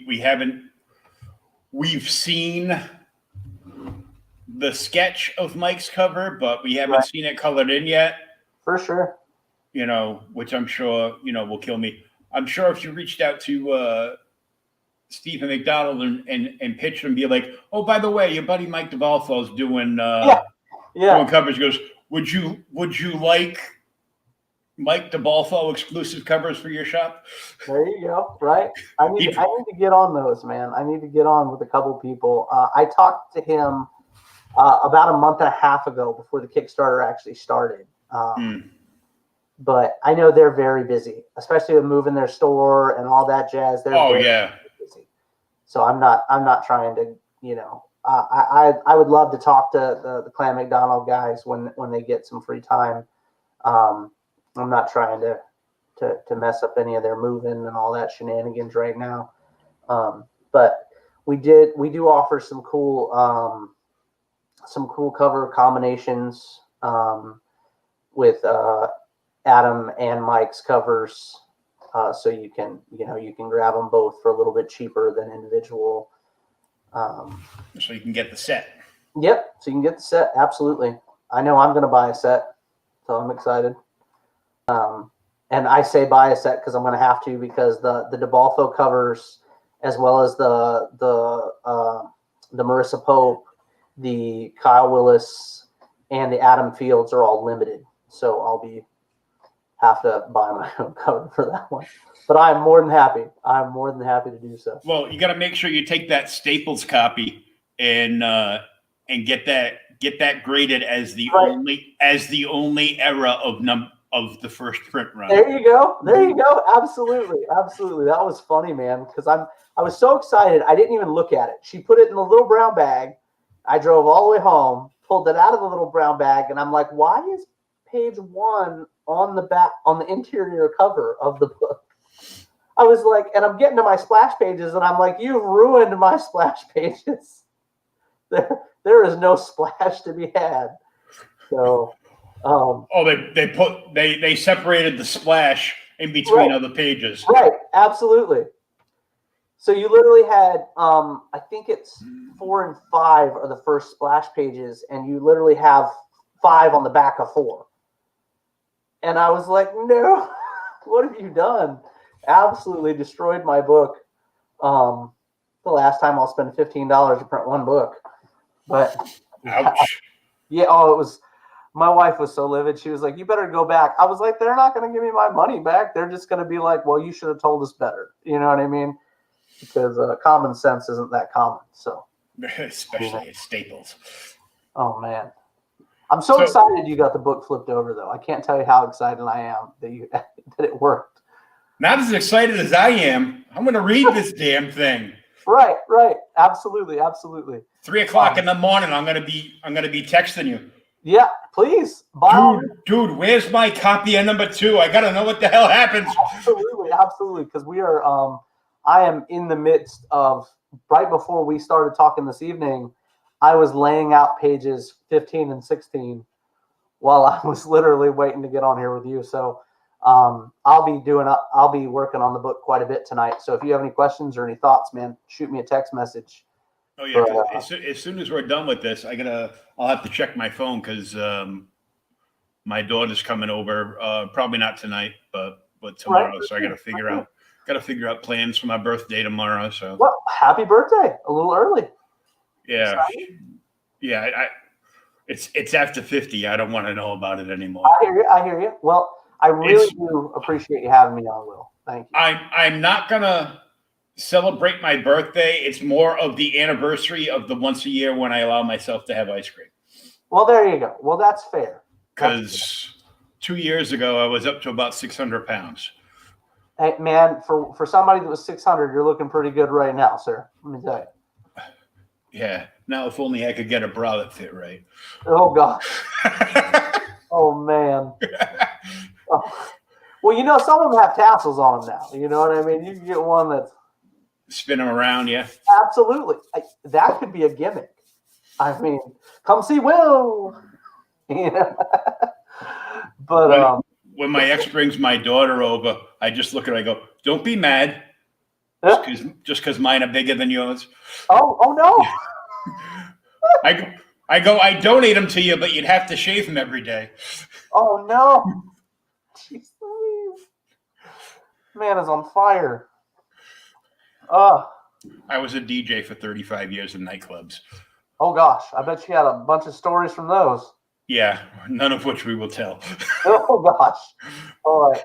Well, Will, I really do appreciate you, man. It's been such an honor and a fun time to be on here with you, man. It really has. Well, I got to tell everybody, if you're a Mike DeBaltho fan,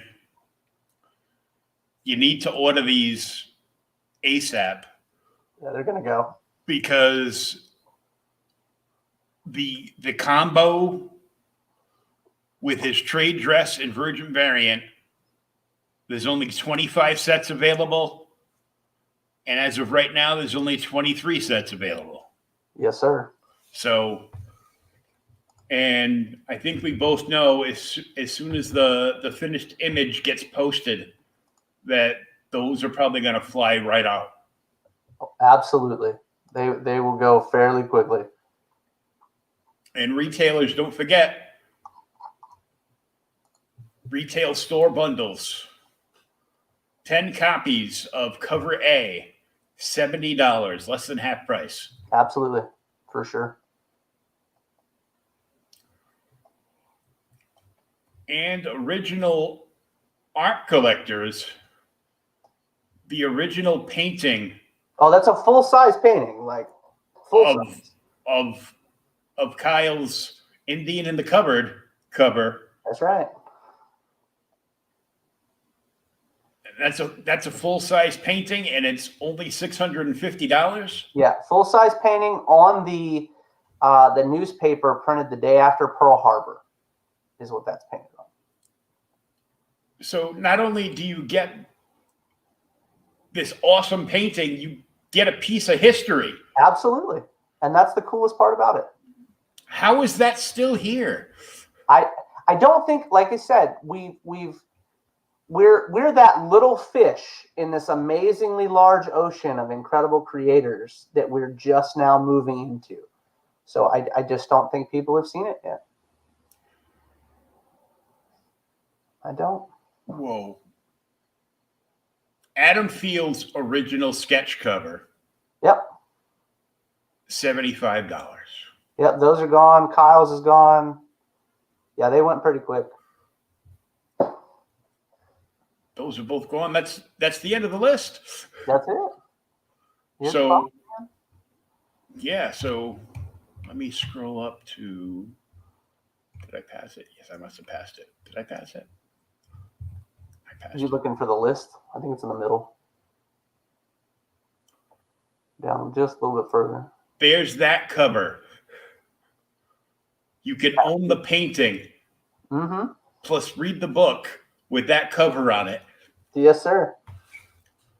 Yeah, that's probably it's super cool, man. To be able to look at the actual cover, like the painting, he leaves out like words in the headdress, and they just look so awesome. I mean, because the paper itself is talking about World War II, so you're seeing a lot of that in the actual painting. There's stuff about ships. There's all kinds of craziness that's on that cover. It's just absolutely beautiful. I mean, it's stunning stuff. Let me send you. As our friend Indiana would say, that painting belongs in a museum. Absolutely.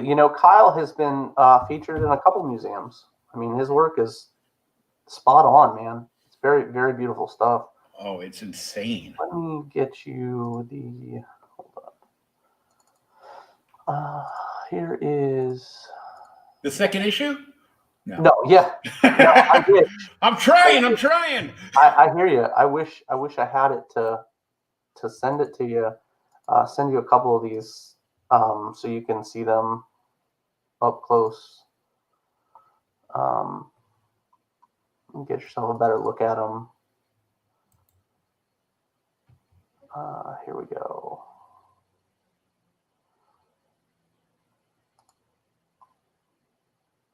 There are how can I find it? Oh, there it is. There we go. Here is I'll send you these pictures of the originals.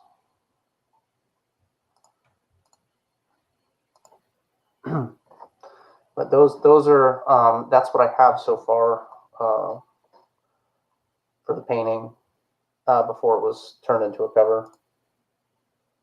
Wow. Yeah, I mean, I couldn't ask for more, man. I've been so, like I said, so thankful. Everybody's been super awesome. And everyone is so talented. A lot of our team is in the madness as well. So you can always find their work there. They're posting in there a lot. Marissa, Gwen, David Acampo, and Eric Viola, I think, are members of the madness now. So you guys can check out some of their stuff when they post in there. Oh yeah, the group grew by some leaps and bounds this past weekend. So absolutely. Oh yeah, I like I said, I got yoked in when Adam was doing the stream, and he was like, "Come on and talk about the listener of the CromCon," and I was like, "Okay." I didn't even know what the CromCon was. I was like, "I don't know what this is, but I'll come talk." I was in the group, I think, like 4 or 5 months before I realized that Crom was the acronym for the group. I just found that out. Thank you. I didn't know that. What, just now? So I appreciate you sharing that. I had no idea. I was like, that's an interesting name for a convention. Yeah, so like every time I talk to Pops and he's like, Crom this, Crom that, I was putting up a gif of Arnold. To hell with Crom. Yeah. Oh, I'm like, what? Crom is cool, I don't know what Crom is that we're talking about. And then he's like, goes, dude, that's the acronym for the group, right? He goes, funny. That's why he always spells it out.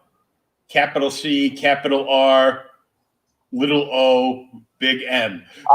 Okay. Well, there you go. That makes much more sense. I feel a little bit more educated now. I really appreciate that, because that's like something serious. I was wondering for a little while. I wasn't going to say anything. I was just like, well, I didn't want you going until like you had issue 4 out before you found out what was going on with the Crom stuff.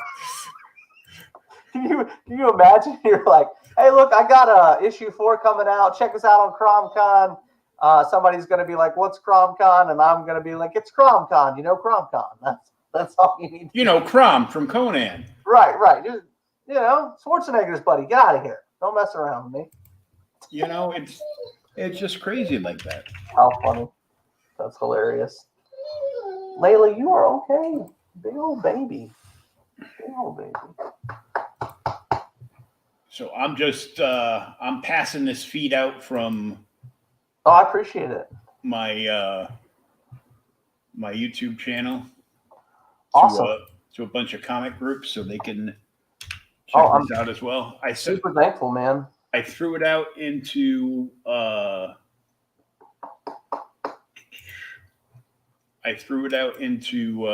Twitterverse a little earlier. Awesome. Of course, I tagged our sponsor, Spinwiz Comics, and well, I appreciate them letting me be on here and talk to you this evening. Thank you. Some friends of mine that have another YouTube channel, great guys from Texas, Boston Comics. Sweet. I tagged them because there's like 5 or 6 of our channels are like kind of like we're basically like all networked together. Oh, cool. Yeah. Well, I'm more than happy to talk to anybody if they'd like to do an interview and get a digital copy. I'm more than happy to sit and talk to people and have people listen, and learn a little bit about the book. And what we've got going on and what's coming out for the future and all kinds of fun stuff. Giveaways later on and, Cowabunga comics in general. Sign me up. Man, I will sign you up. I promise. You're going to be one of the first people I sign up. So, Cowabunga Comics, which is you, right? Yep. Me and Kyle Willis, we own Cowabunga Comics. We also have a Facebook group that we chat with people and shoot the stuff with. And Kyle puts a bunch of his art on there, and that's who we're publishing the listener through right now. Like I said, I've got some pitches I'm working on, but right now, and like I said, it could stay that way. If it stays just us publishing through Cowabunga, I'm okay with that. You know what I mean? Pitching means I can get to more people. That's my biggest goal. Like I said, is telling this story. So if we get picked up for a pitch, nothing's going to change. It's just a different publisher. You know what I mean? I really don't want to do this book if it's not with the team members that I have and the friends I've made. I don't think it's the same project if I change that up. So look forward to that. If we get picked up by a company, if we don't stay independent, look forward to the fact you'll always have the same group of people.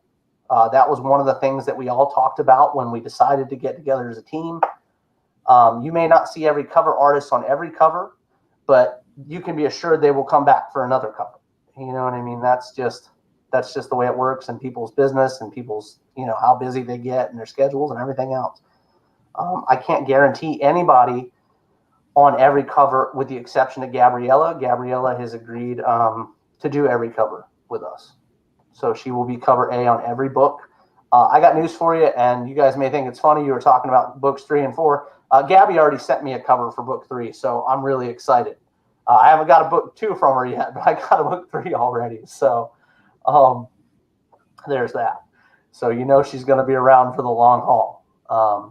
But we're pushing, and I'm going to continue to push and do the best I can to make the story what it should be. And I'm going to try to make sure I get this file to flip over before I send people their digital files. Yeah, that'll help. Yeah. Yeah, for sure. Other than that, like I said, we do go to print in less than 2 weeks, so I don't even know how I feel about that. I'm so excited. I just can't even put that into a realm of words. To say that I'm printing a book and I'm sending it out to all these people is something I wanted to say when this started. I wanted to be able to do that, and I pushed and we pushed and we pushed, and now we are. So I'm blessed. I'm thankful. I really do hope people continue to listen to us. I hope people continue to listen to you. I hope that everyone is as thoroughly entertained as they are educated when they read the listener. I would like people to be able to go, hey, look, the book pulled my heartstrings in every direction you could possibly pull them. Because I got news for you. You're going in different directions from book 1 to book 2. So I hope everybody's heart is in it. And I hope they've listened to how deeply my heart is in it. And once again, Will, I do want to thank you from the bottom of my heart for listening to me for the past 2 hours. And if there's anything I can do to support you or to support this channel, let me know. Spread the word. Oh, I will spread words, sir. I will spread words. And like I said, just like I dropped Pop's name a couple times in this one, I'll be sure to drop your name a couple times Monday night when we get together on Monday. If you guys get the opportunity, we're all getting together on Monday night. I know that Kyle Willis will be there. I know Marissa Pope will be there if she can. She's wanting to come. Mike DeBalfo is wanting to come if his schedule allows. Eric Viola will be there, who is our interior artist, like I mentioned before. Adam Fields will be on as well. I know Gabby will be on. So if you guys have any questions or any thoughts on their artwork, they'll be on Monday at 8 o'clock EST. And they are fielding questions. Pops is going to be throwing them through the ringer with questions, I'm sure. So he actually got his copy of the book the other day. He said it wowed him the first time he read it. He's going to read it again this weekend. So that to me also makes me feel good. So I'll get sappy for a couple seconds before we get out of here. All it takes is one like, okay, to a project. All it takes is one like. What we take for granted is algorithms when Facebook and social media. We take all these algorithms for granted.